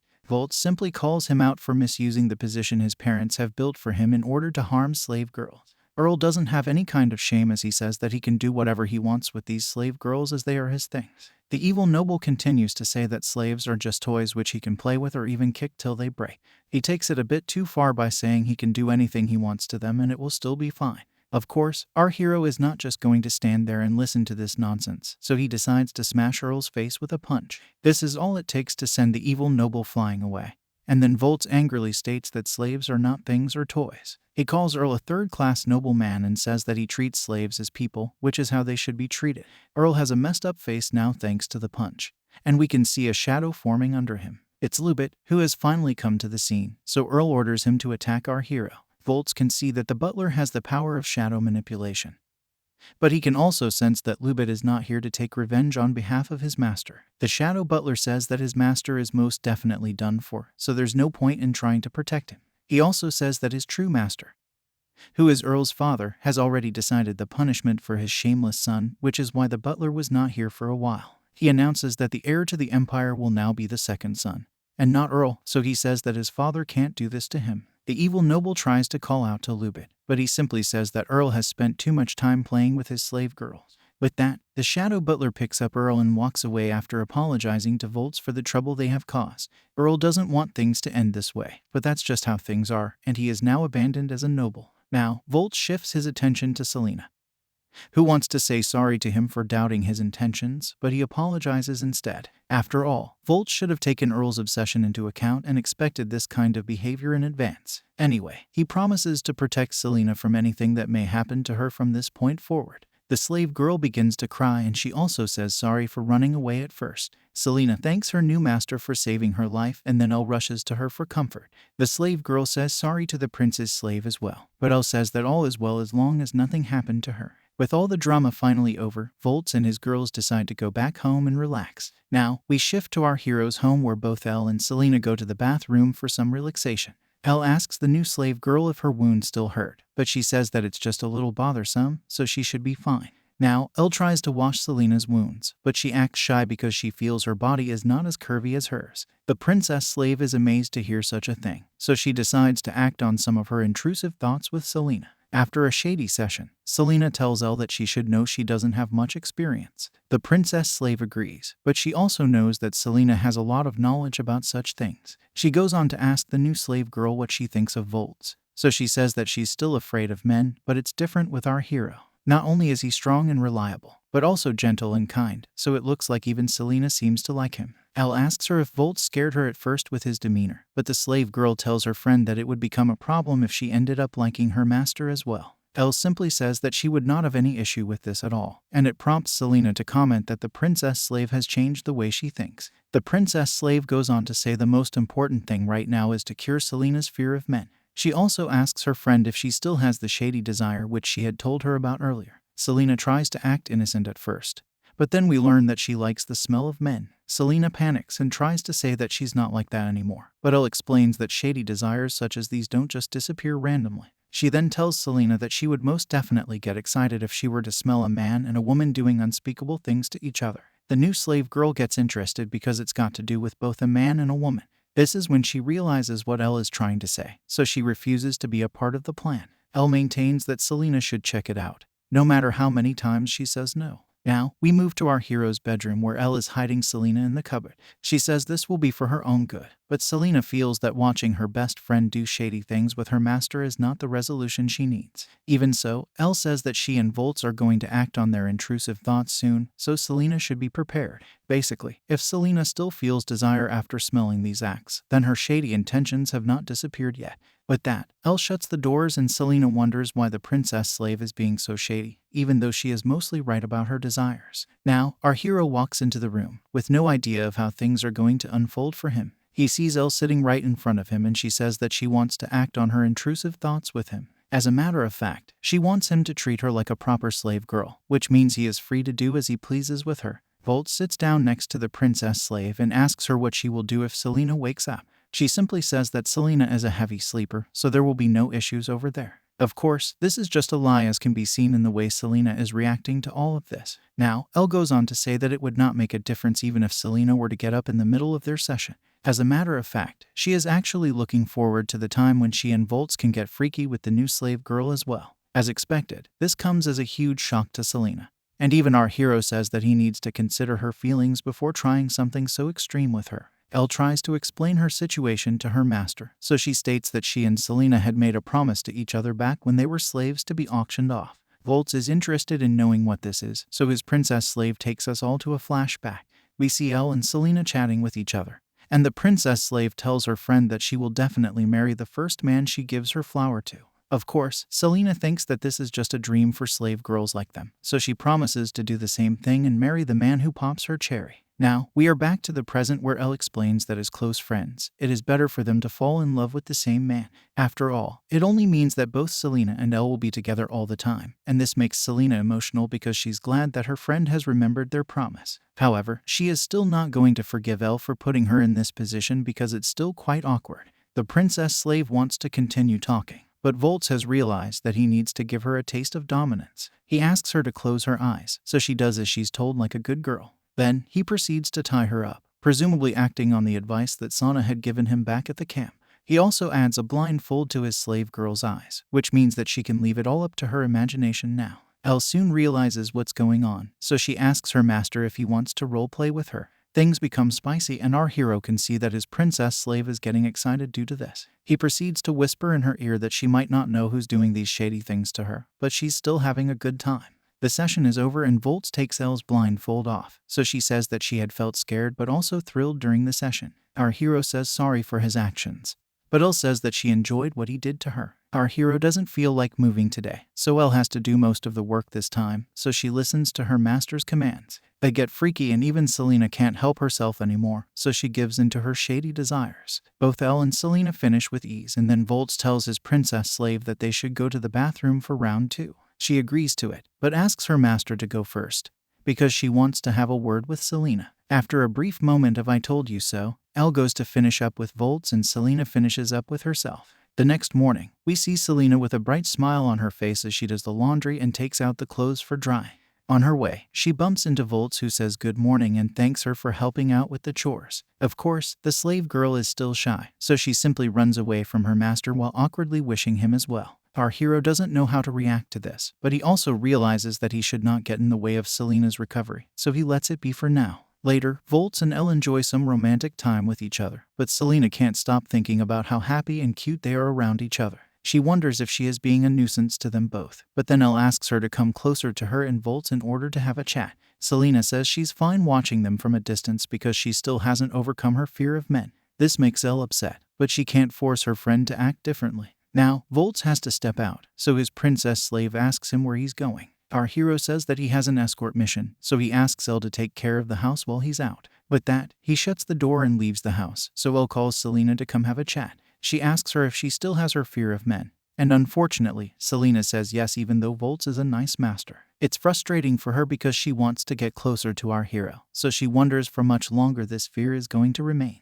Elle wants to explain something to Selena, but before that happens, someone is heard knocking on the door. The princess slave opens it to see who it might be, and it turns out to be Jess. She tells the demon man that her master has just gone out on a quest, but he says that he has something to talk about with the two slave girls. This is a bit surprising for Elle, but Jess is a trusted friend, so she lets him come inside and offers some hot coffee to him. Selena and Elle ask the demon man what this is all about, so he says that he wants to tell them why Volts became an S-rank adventurer. It is only fair since both the slave girls are living with our hero, and even Elle is eager to know the reason for her master's actions. Jess realizes he should speak fast, so he reveals that Volts has a very different truth to his past. As a matter of fact, he used to hate slaves and girls for the longest time. This comes as a shock to the slave girls, so they ask why this is the case. That's when Jess explains that Volts was once betrayed by the slave who was his first love. It's time for some context, so Jess narrates a story about this love affair. This slave was a girl who was working for the royal family, and she got along well with our hero. Volts had fallen in love with her and wanted to make the maid girl his wife, but before he could reveal his true feelings for her, she disappeared without a trace. This broke his heart to the point where he started to train like a deadly beast all the time. He basically wanted to be suitable for the maid girl the next time they'd meet, so he made sure to become so overpowered that no one would be able to beat him. This training bore a lot of fruit as our hero ended up becoming an adventurer right when he turned 18 years old. Time passed by, and one fine day, he finally got to meet her again as an adult. They ended up joining forces and even registered as a party with the guild so that they could go on adventures together. This was the perfect chance for Volts to propose to the maid girl, but he just never had the courage to follow through. He lamented his situation, and things went on this way till one day he came across a quest to conquer an abandoned castle that has become a dead zone. The maid girl was not sure of this because neither her nor Volts had a very high rank at the time. However, our hero was confident in his abilities and had decided to confess his feelings towards the maid girl once they conquered the castle. They formed a team with some other members and invaded the castle with all their might. It was a ruthless battle ahead for them, but they managed to get through all the monsters living inside the castle, mostly thanks to Volts and his amazing powers. Our hero was congratulated by his team for pulling off the quest on his own, and they suggested to go back for reporting once it stopped raining.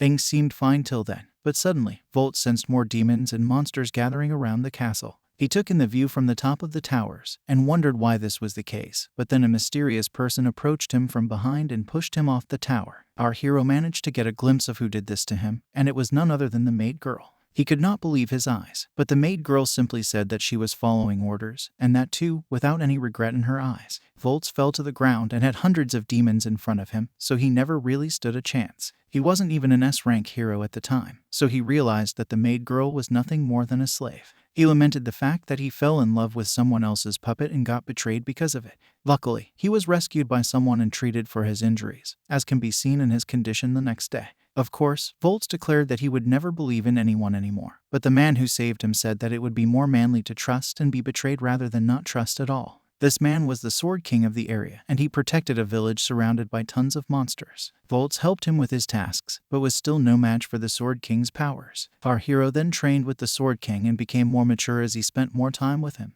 His behavior would lead him to be treated as a hero by all the folks at the village, and he realized that he would always protect the village regardless of whether he would get betrayed. After all, he built a very strong relation with these people, as they would happily feed him for all his efforts, even though the Sword King was the main hero saving everyone from harm. So, no matter what his personal state might be, he would gladly risk his life to help those in need. Now that we know our hero's background story, how is it going to change the way his slave girls look at him? Will Elle and Selena reward their master with a treat tonight? And why is Jess revealing such a secret right now? Like, share, and subscribe if you liked this video. Hit the bell icon to get notified when I upload part 2. See you soon. There is a lot to learn from the story that Jess has just explained, and the demon boy says that it was this motivation that pushed Volts to fight demons and monsters in order to protect those who needed help.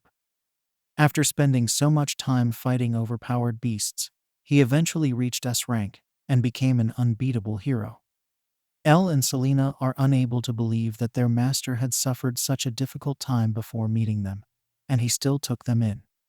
Selena feels very bad in particular because she had doubted Volts multiple times even though he was the one who saved her. Anyway, Jess tells the girls that they will need to become the support system for our hero if he is to get back on his feet.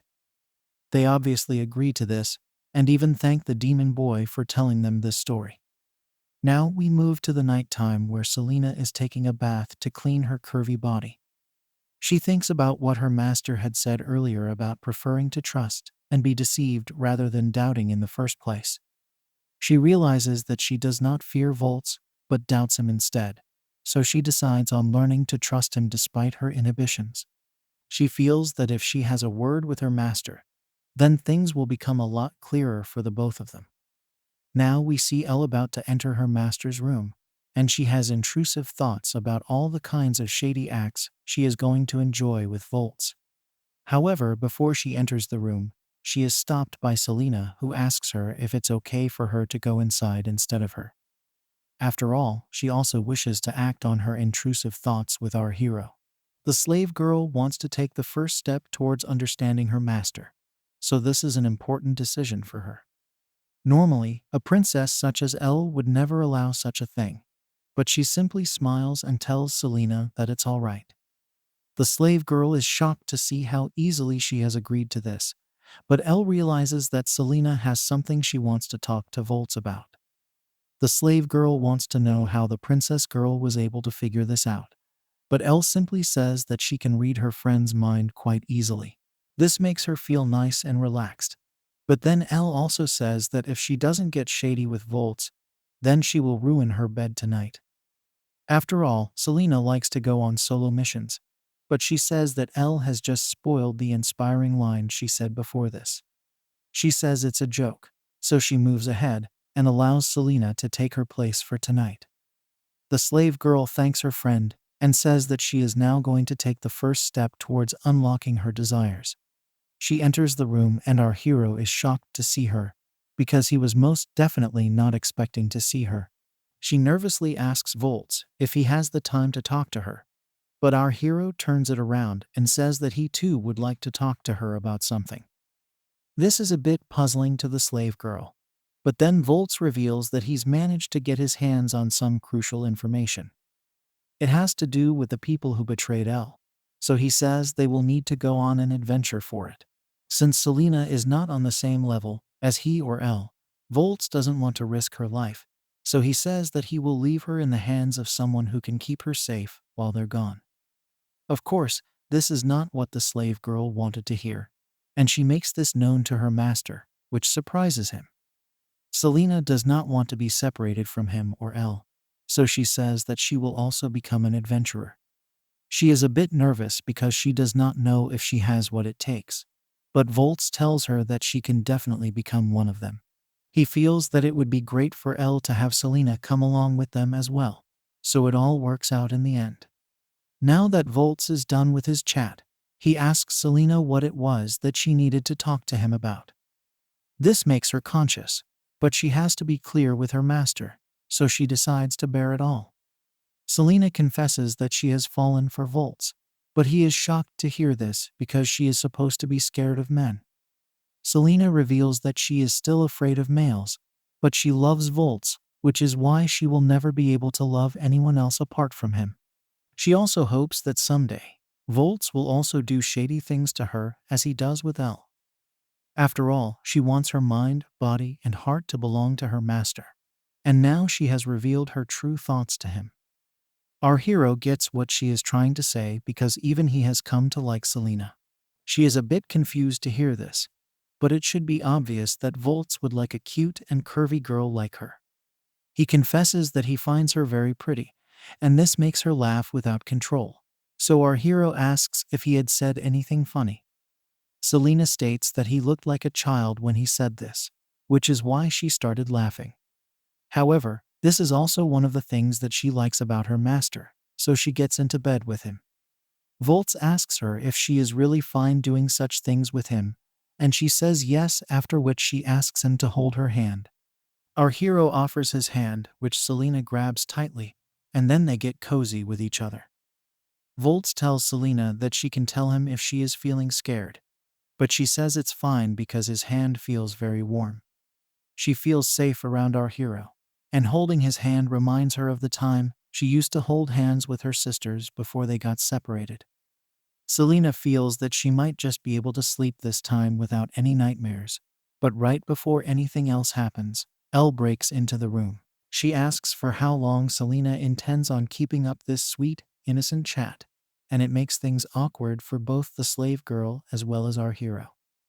The princess girl reveals that she is feeling a lot of shady intentions, so Selena asks her for how long has this been happening.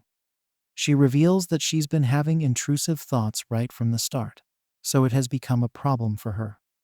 Of course, she also knows that her master's elephant will summon his trunk if he continues to have such a sweet chat with Selena. Volts tries to stop Elle from going any further, but it's too late as she takes off the blanket and reveals his hidden elephant. The trunk is standing quite firmly, so both the girls can't help but admire it while Volts feels awkward. He tells Selena that it's not what it looks like, but she's only thinking about the size of his elephant. Elle wants to soften the trunk as soon as possible, so she offers to get freaky right here and now. But Volts doesn't want to do such things in front of Selena. The slave girl also tells her friend to stop with her shady intentions, but she reasons that it needs to be done, otherwise Volts won't be able to sleep tonight. Selena says that this is only happening because Elle keeps touching his elephant, but our hero has had enough, so he says that everyone should get some sleep. The night passes by, and as expected, Volts has been awake the whole time, even while his two slave girls sleep peacefully next to him. Elle wakes up and wishes her master good morning, but she can see that he has not rested even one bit. He reveals that he was unable to sleep because he had to fight off all his intrusive thoughts. However, Elle thinks that it's amazing for Volts to be able to sleep with two cute and curvy girls like a real player. She even compares this to sleeping with two flowers of different colors in each hand. Of course, this is easy for her to say because she slept well, but Volts maintains that he is not the kind of man that women would hold feelings for. As expected, Elle does not agree with him and states that she and Selena are prime examples for him.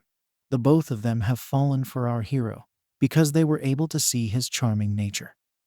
This is something that Volts does not hear often, so he tells Elle that she and Selena should stay by his side from now on. This is not a problem at all for the princess girl because she wants to serve her master for as long as she can. As a matter of fact, she wants to prove it to him right here and now by acting cute with him. Just as she is about to lock lips, Volts reminds her that they can't get it on over here because Selena is still next to them. The slave girl even starts to say something, but she's still asleep, so maybe she is talking in her dreams. Elle asks Volts if they should change places, but he says that he does not want to wake up Selena just yet. Even he wants to sleep for a bit as he has not had any rest, but Elle reminds him that it's already morning. He further explains that he is unable to move because Selena is holding on to his arm, and this gives her an idea. Elle proceeds to do lewd things, so Volts asks her why she's behaving this way. She explains that she wants to get him in the mood, so she continues to awaken his intrusive thoughts. Our hero can't control his emotions any longer, so Elle attacks him with a mouth full of passion. As the princess continues to serve her lover boy, the both of them hear Selena talking in her sleep once again. She seems to be saying something about not doing shady things, but they don't care for such talk. Elle resumes her mouth attack, and it doesn't look like our hero can take the onslaught any longer. She goes on to explain that slave girls like herself are not treated like human beings in this world. After all, Volts should know that people trade them like tools, especially considering that he has bought two of them already. Even so, he wants Elle and Selena to be free, but soon enough, he ends up freeing something else as well. The slave princess is done with her service, and she comments that the release tastes nice during the morning. She comments on the texture and the taste of her master's material, but Selena continues to tell him not to do such things. The funny part is that even in the middle of such an intense session, our hero was thinking about making sure his slave girls can live a free life with him. This is exactly what an S-rank hero would say, even at a time like this, which is why we can safely say that the girls are in safe hands. Now, we move forward by 2 weeks, and we see Selena taking down a goblin with the slash of her sword. She is able to do this with ease, so it leads Volts into thinking that she really is a talented girl. After all, it usually takes a lot longer to be able to defeat goblins like this, so Selena catches up very fast. She gives all the credit to her master because he is the one who has trained her to become this way. As Volts and Selena have a moment, Elle is seen in the background, almost as if she is jealous. She laments that she does not have any sword skills, otherwise Volts would have been training her as well. We see her imagining a session of the training she could be getting from her master, and it looks more like a fantasy. Here, she is not able to find the right posture to hold her sword, so Volts tries to help her out by giving her a taste of his own sword. Of course, this is all in her head, so she can only dream about it for now while the other two ignore her. She does not like this attitude, but Selena maintains that she is training with Volts only to become a better fighter. She does not have any shady intentions in mind, so Elle does not mind. It's getting late, so Volts says it's time to go back home for some rest. We then shift to Jess, who reveals that he has found the trace that will lead to the ones who had betrayed Elle. It turns out that these people have taken a quest named the Fortress Gore as assault. Our hero is a bit skeptical upon hearing the name of Gore, as because it is a dead land. Such a quest would be impossible for someone at the ranks of these traitors, so it could be that the guild master has changed. Upon checking the details, we learn that it is indeed a rank quest, so nobody would be able to take it up unless they join a guild. Havalik tells the team that he will sort out the issue of a guild card for the girls by talking to a friend of his, but for now, he would like the team to take up a quest for one of his clients. This man happens to be Havalik's buddy, whose name is Haruto Saurus. He is shown to be a buff man with a serious pose as he examines the people that Havalik has brought to him. He does not seem to like what he sees, so he confirms with Havalik if these are the people who are going to complete the quest. The reception boy tells him not to be rude, but Haruto does not believe in a man who roams around with curvy babes. After all, such a man will only have intrusive thoughts running through his head all the time, so there is no telling how reliable he might be when push comes to shove. Selena does not like to hear such things about her master, so she tries to talk to Haruto, but Volts tells her to calm down for now. He asks Haruto if this is his opinion, so he answers by saying he simply hates those who are weak. He wants to make a final call, so he tells the team to reveal their names and their ranks to him. Selena says that she is an E-rank fighter, while Elle states that she is a C-rank magic girl. Haruto is not at all impressed by the girls and comments that they are nothing more than small fries. He then turns to our hero and demands to know his rank. But Volts realizes that Havalik has not even told Haruto about his identity. This means that he's playing a prank on his buddy, as well as our hero, so Volts has to tell Haruto the truth once and for all. Not only does he state his rank, he also reveals his full name as Egil Volts, and this is more than enough to shock the buff boy. He makes a funny face and rushes to Havalik to confirm if Volts is indeed the real deal.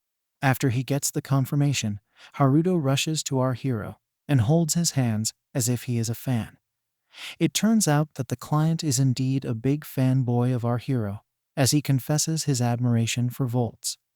He completely changes his tone now and says that he's glad someone like our hero is taking up the quest for him. Volts manages to control his emotions and get on with it, but Selena is upset to see how selfish Haruto is. Elle laughs at the whole thing and says it just goes on to show how much of a big deal her master is. Now that the intros are done, it's time to talk about the matter at hand, which is the Fortress of Gore, as Volts wishes to know the details of the quest. So Haruto explains that it is a recent mission which has been assigned by the king known as Felistina. It is basically a move to expand his territory by getting rid of every single monster in the area. But it comes with a problem. The quest comes with a traitor, which means that one of the adventurers may just turn his back on the others and start taking their lives. Haruto has lost 3 of his teammates this way, and he still does not know who the culprit is. Volts asks him if a monster could be the cause of this mess, but Haruto explains that the adventurers were ended by weapons that could only be used by humans. If he is to consider the injuries which he saw on the teammates he lost, then he can safely assume that there are at least 3 traitors in the mix. One of the men had shot by an arrow, Another one was taken down by magic, and the third one met his end via an axe. Recalling such unpleasant thoughts seems to affect Haruto, so Volts apologizes for asking him so many questions. Haruto is fine with it, but his main request is to find these traitors and take their lives. Jess asks to check the wounds on the teammates and match them to a weapon from the other teammates. But Haruto reveals that he's already done these things without any kind of success. Volts asks if he had looked into the guild cards, but Haruto says that if someone was afraid of being found out, then they would not share their profession. Our hero figures that the situation has become so messed up that talking will not solve the problem at all. All that's left to do is to jump into the fire, so he's up to the task. Volts gets into his brain mode, so Haruto says that he will go arrange for the carriage and the camping materials. Jess and Havalik help him out and ask the team to wait over here for now. Our hero believes that with a secret quest like this, he and the others can get closer to L's revenge targets, so it will be like hitting two birds with the same stone. However, he cannot ignore the fact that they will have to deal with an enemy lurking from within the team. This will prove to be even deadlier than a monster, so he tells his slave girls to be alert at all times. It would be better if they stayed by his side throughout the duration of this mission, because he does not want to take any chances. Of course, the girls don't take it the right way, so Elle says that she will sneak into her master's sleeping bag if he wants her to. Selena also states that she is willing to do whatever her master wants from her.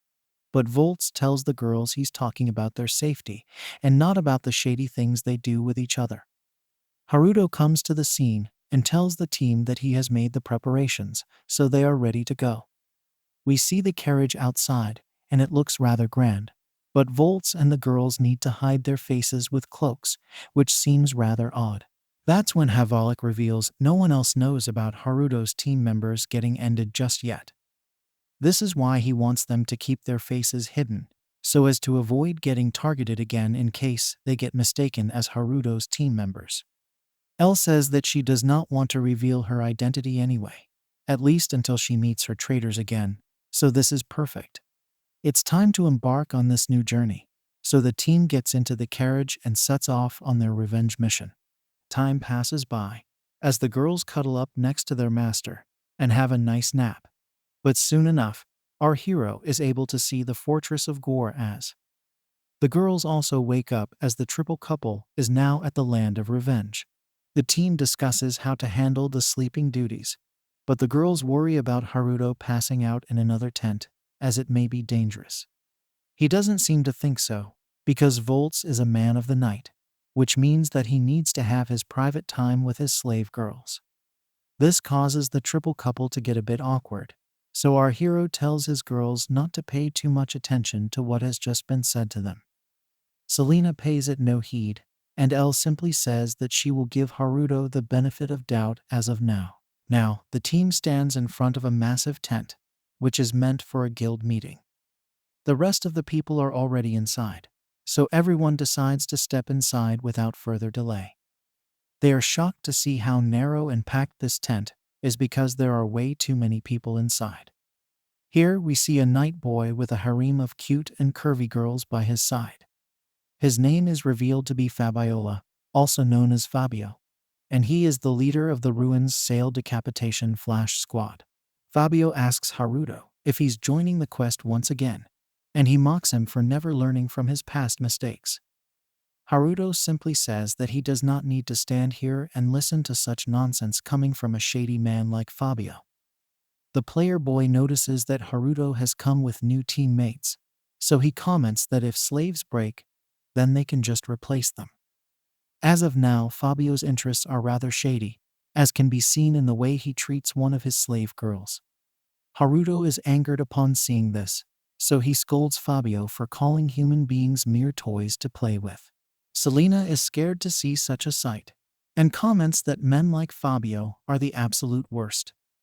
Volts now gets why Haruto was being so skeptical when he saw him with Elle and Selena, because he must have thought that he ran into another Fabio. Our hero also notices one of the slave girls who has a very calm look on her face, thus setting her apart from all the other girls. Now, a man with glasses asks Volts and the girls not to come any closer because Haruto needs to take a seat after his long journey.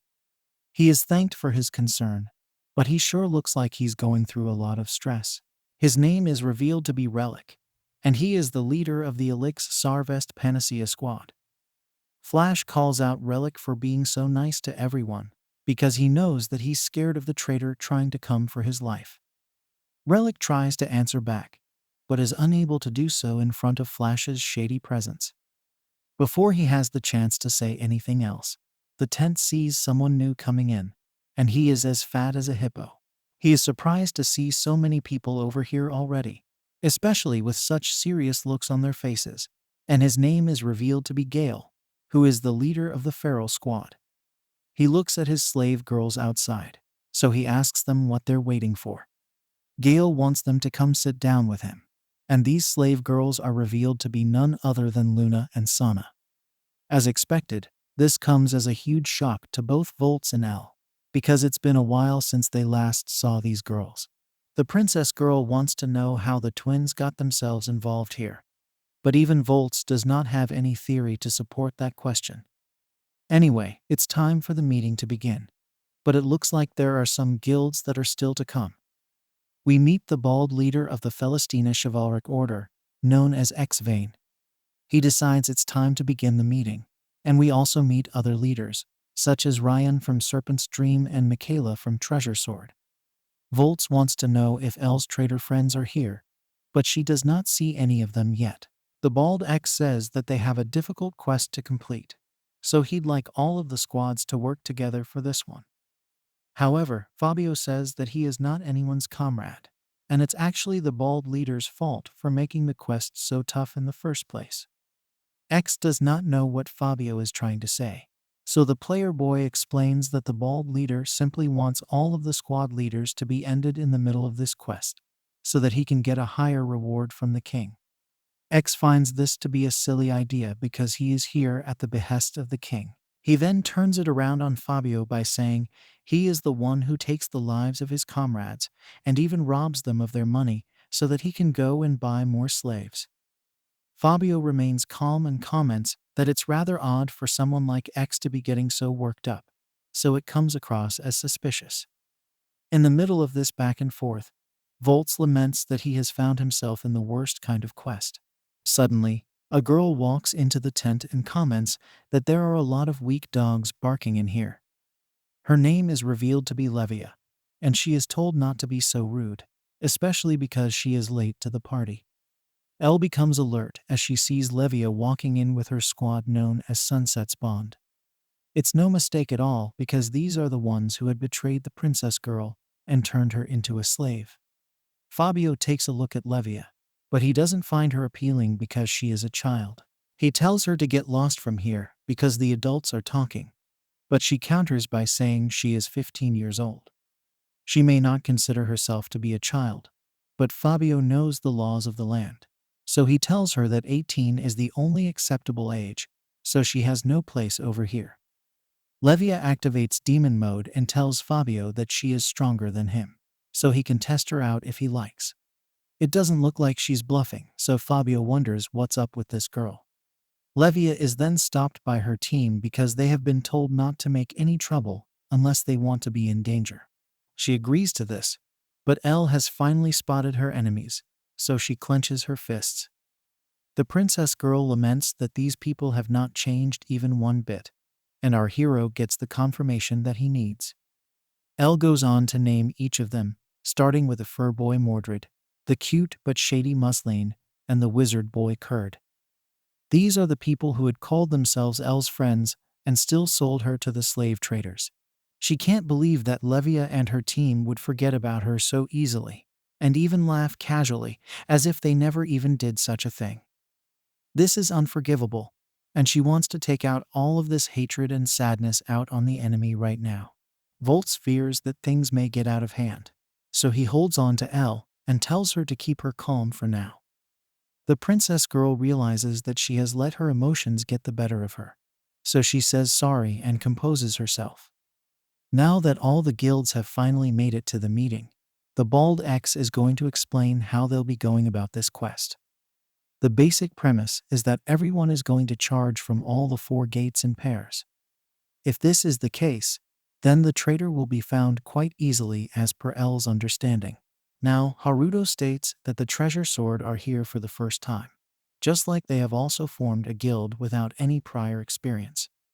The chances of the people from that team being traitors are low, but still not zero. Volts notices that Sana and Luna are at the southern gate, but L worries about the twins being here with former friends. Haruto simply wants to get the job done, so he tells his team that they should get going. They meet the Treasure Sword squad at their gate, and Michaela decides to introduce her own team. There's the buff fighter Argot, the curvy Holland, and the spear boy Y who are together with her. Michaela is shown to be a sweet girl as she extends her hand to Haruto. He asks her if she is a part of the vanguards, to which she says yes and asks if he too is part of the same duties. He is good to go. But then he hesitates when Michaela asks about the rest of his squad. Volt saves him the trouble by saying that he would prefer not to reveal his occupation at the moment. Michaela is a bit surprised because she did not know that there was a rule to hide one's identity like this. Haruto awkwardly says yes, so she buys it for now, but also states that she will find out the truth sooner rather than later. Now we learn that the fortress has 3 areas and 4 gates, which are the northern, southern, eastern, and western gates, which are all enclosed in. Area number 1 is supposed to be a labyrinth, but if they follow the signs left behind by the people who were here before them, then they won't get lost. As they proceed into area number 1, the girls ask Volts why he did not reveal their jobs to Michaela. He says that his job is very special, considering the fact that he is an S-rank hero, so it would be odd to reveal his identity, especially because he is not the leader of the group. There's also the fact that he has not confirmed whether Michaela's team is the traitor team, so they still need to be careful on that front. Now we see some goblins showing up to attack the team, so Haruto prepares to fight them. The goblins launch an assault on Michaela and Haruto, so they don't hold back either. Normally, we would see someone like Volts putting on a splendid show to destroy all the goblins in a flash, but that is not the case over here.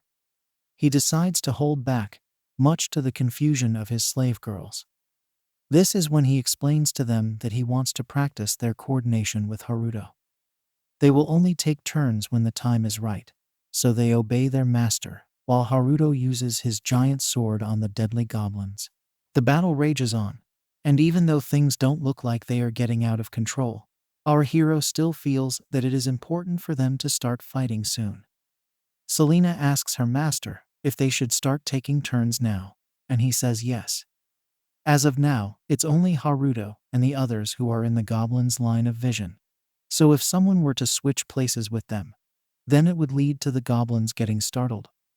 Basically, Volts wants to coordinate their attacks to disturb the enemy, so he tells Selena it's time to spring into action. The slave girl follows her master, but then L asks what she will be doing in this situation. Of course, since she does not have any battle skills, our hero asks her to wait for now, and she has no other choice but to do as he says. As they charge towards the enemy, Volts tells Selena to remember everything that he had taught her before, because it is going to come in handy over here. She says yes, although she does seem a bit nervous, but Volts tells her that she will be fine. He believes in her, and that's all that she needs to hear to gain the confidence to fight. As Haruto and the team fight the goblins, our hero makes his signal, and then Haruto vanishes from the scene. This confuses the monsters because they are now confused as to who is coming in his place. It's none other than Volts, who slices through the goblins without even breaking a sweat. Even Selena is able to land some blows, and she beats one of the beasts, so she feels she can do this. All she needs is to keep her faith in the methods that her master has taught her. The real fun begins now, as the slave girl unleashes her ultimate finisher move, called the Emptiness Round Dance. What follows is a tough display of skills as she manages to slash through all the beasts within the span of a few seconds. This is such a brutal move that even Haruto and the others watch on in amazement, because she definitely does not fight like an E-rank warrior. Selena looks at Volts and asks him for a few more pointers, but he says that she will learn a lot faster in the middle of practice, so she is doing well for now. There's also the fact that if something were to happen to her, then our hero would save her without a doubt. But Selena had already predicted that her master would say that. She knows that she can fight all by herself. But Volts is much more powerful than her, so it feels like foul play for him to always have her back. Elle decides to hop in, and she comments on how her master and her friend are having fun with each other. Our hero states that such a fighting style does not suit his princess girl, but she says that she is a vanguard as well, so she'll be fine. Of course, she makes a cute face while saying this, so we know that she is going to count on her master all the time. Now Volts tells Haruto that they should keep their formation like this because it seems to be working in their favor. The buff boy agrees with this logic, and then the team continues on their way through the castle. Time passes by, and the day is finally done with, so everyone gets out of the gate. Volts notes that the team can work together now as their attacks are in sync, so they can give it another shot the next day. However, nothing troublesome happened today, and the traitor didn't even make a move, so the coast isn't clear yet. Later, we move to the tents where some bottles of booze can be seen lying on the floor. Volts seems to be in some kind of distress, but it's not because of him getting drunk. Rather, it looks like Selena has had a bit too much to drink, and she approaches her master with shady intentions. She asks him if he looks at her with intrusive thoughts. So it looks like things are going to get very interesting. Selena asks Volts why he doesn't want to do unspeakable things to her. So he tries to reason by saying he thought she was scared of men.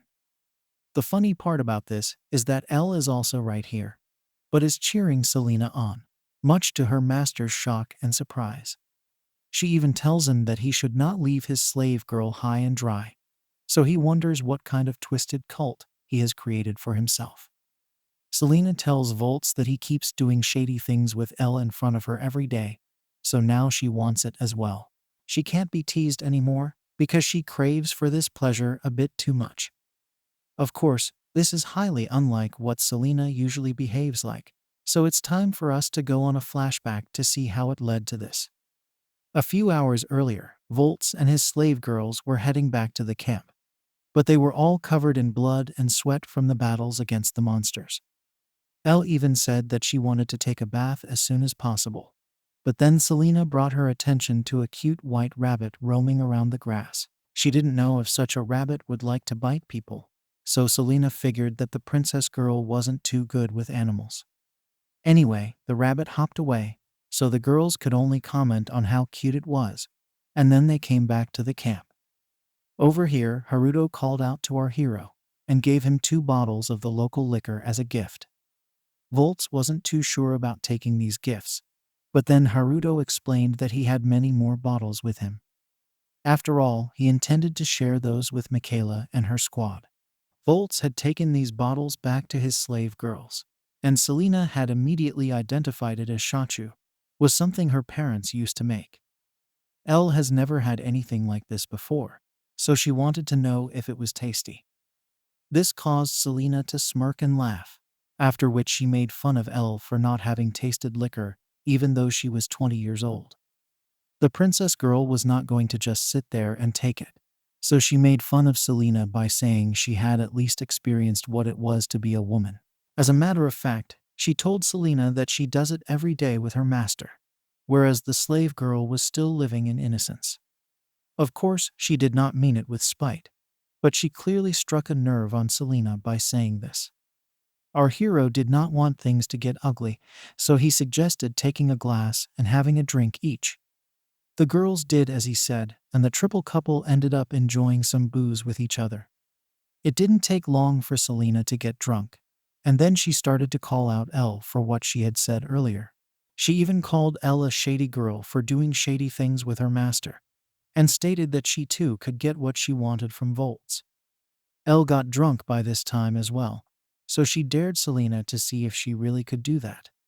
She even made things more intense by revealing that Selena sneakily watches her, and Volts going at it every night for her own desires.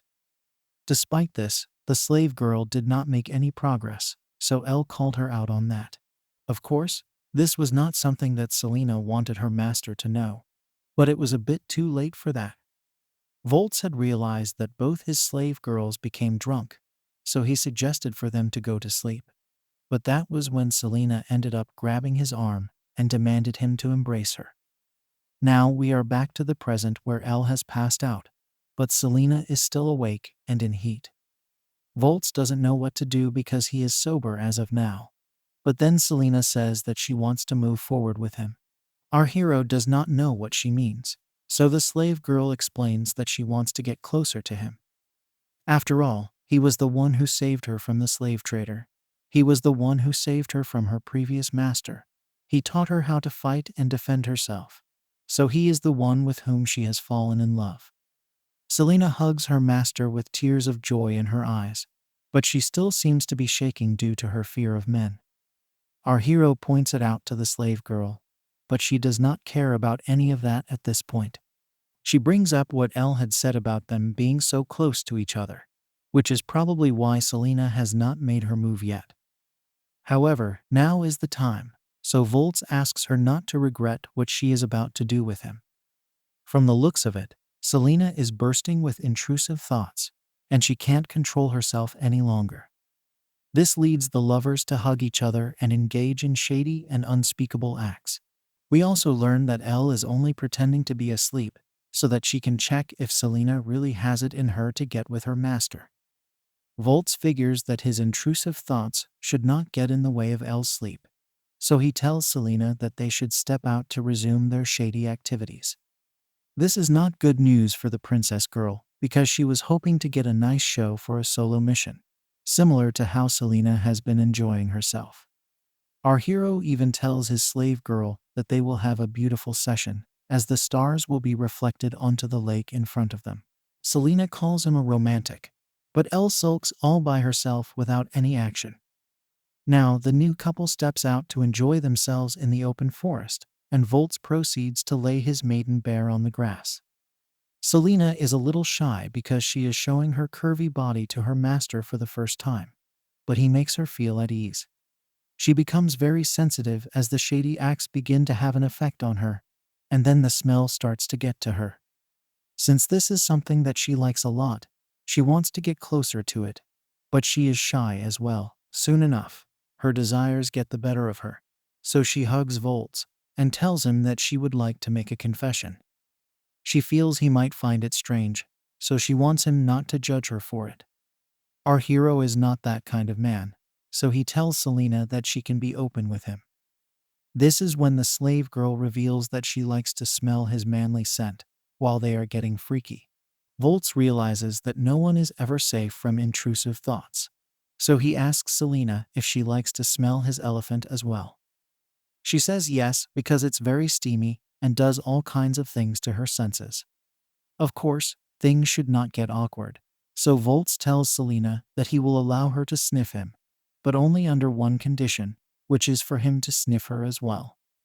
What follows is a rather intense session that ends with Selena's mouth full of joy.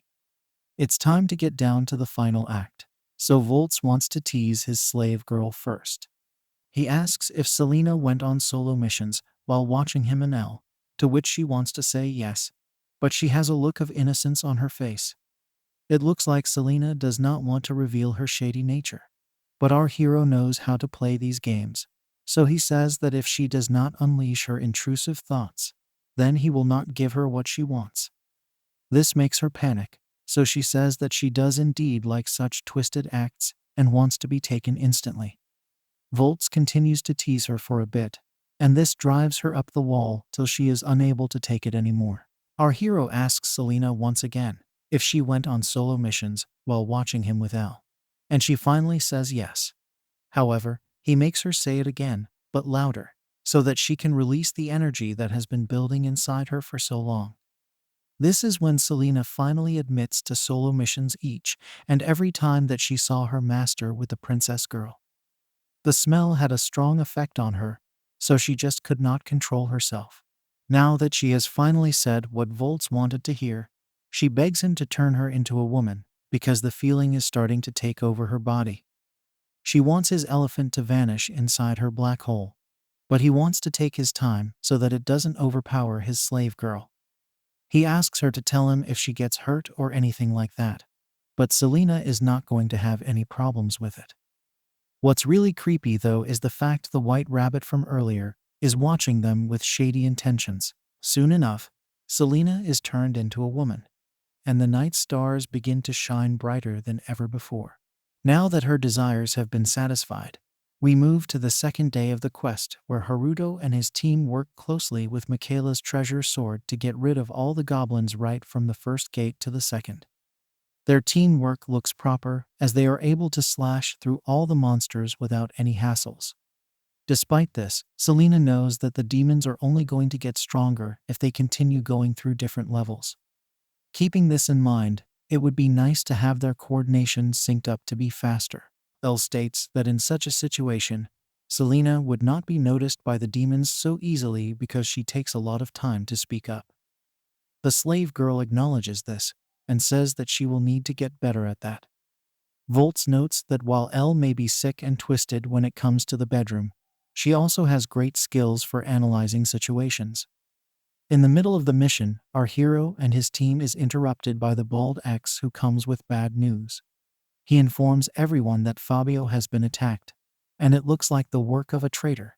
Michaela does not get what this means, so Haruto explains to her that there is an imposter among them who is out to wreak havoc. Volts also takes note that the traitor has finally started to act on their evil plans to sabotage this quest. Of course, they need to know what exactly happened over here, so they ask one of Fabio's slave girls to describe what they saw. She explains that Fabio's team and Relic's team were together when they were trying to get back to the maze, and it was all going well until something went terribly wrong. A black fog appeared out of nowhere and left everyone confused without sight of what was happening.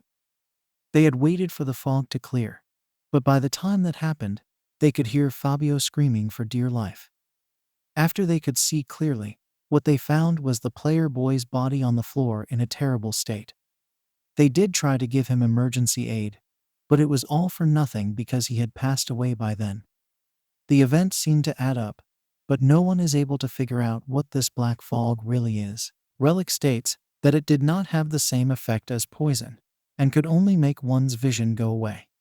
He looks really scared as he says this, so the others ask the team members if they were able to see who did this. Sadly, no one could land their eyes on the culprit, and by the time the fog cleared, nobody from the team looked suspicious. Gale takes this chance to speak and says that there was someone who had probably attacked this team from another gate. It should be crystal clear by now that the traitors were not the ones with the victims. One of Fabio's babes reveals that it could not have been anyone from his team because they are all his slave girls. Since slaves can't harm their masters, the only ones who could have done it would be from Relic's team. Relic does not know how to defend himself, so Gale says that there could be a lot of factors needed to find the real traitor. However, as of now, it's Relic's team that's the most suspicious of the lot. Everyone agrees with Bale on this, but Relic goes into a mad rant where he says it couldn't have been him. He babbles about the culprit being someone with another job who could have fired from a distance. This leads Levia to say that if such a power did exist, then it would have to be someone at an S rank level. She then says that there could be someone over here who fits within that description, and she looks at Volts. The others are in disagreement over this because it is not the right way to go about finding the real villains. Anyway, the bald ex thanks everyone for their inputs and says that it's late, so they will decide on what to do the next morning. At the tent, Volts asks Haruto if the traitor is going to use the black fog to get to them. The buff boy honestly has no idea what may happen, because up until now, the traitor would only target people when they were alone. This time was different because they could hide within the black fog, so as to avoid being seen by the others. Our hero figures that the traitor is getting braver by the moment, which means that he and the girls will have to be even more careful moving forward. He asks Haruto what's his take on the black fog, but the buff boy is quite clueless on the matter. Volts lets it be for now, but he feels that Haruto is hiding something from him. He discusses this with the girls later inside the tent, and that's when the white rabbit from yesterday shows up. All of a sudden, it calls out to our hero by his name and asks him to come to the lake. This is quite shocking for our hero and his slave girls, so this could be a trap. However, Volt states that if such is the case, then it shouldn't be a strong enemy he'll be up against. Even so, he decides to take some corn with him, and then he follows after the white rabbit that hops away with magic. Soon enough, he finds a girl sitting next to the fire, and it turns out to be one of Fabio's slave girls.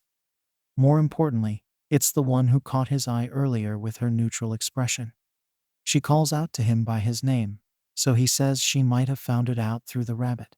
He did keep his identity a secret, so the girl admits that she is a tamer who was able to get this info from the rabbit. The rabbit's name is Elizabeth, whereas the slave girl's name happens to be Phi, who is a teenager. Volts wants to know why she has called for him to come here, so she says that she wants him to provide for her. He is a bit confused to hear this, so Phi explains that she is going to make him her new master. Normally, this should not be possible, but Phi seems to have the ability to free herself from her slavery. Our hero is shocked to see this, so he asks her why she wants to do this since she is already Fabio's slave. Phi explains that she was able to learn the trick to release herself from her slave collar, and she has figured that she will be better off with him. Volts asks her why she would think that, so she explains that Fabio had asked her to investigate Haruto's new teammates as he had become suspicious. This led her to use the white rabbit as her spy to find out that Volts is an S-rank hero. Our hero asks her once again if this is really what she wants, because she does not need to be a slave if she has the information needed to free herself. Phi knows that Volts is talking about living on her own, so she says that it's a pain to do so, which is why she wants the comfort of being a slave to someone like him. Is Phi going to be the latest addition to Volts' harem? Does she know who the traitor might be? Like, share, and subscribe if you liked this video. Hit the bell icon to get notified when I upload part 3. See you soon.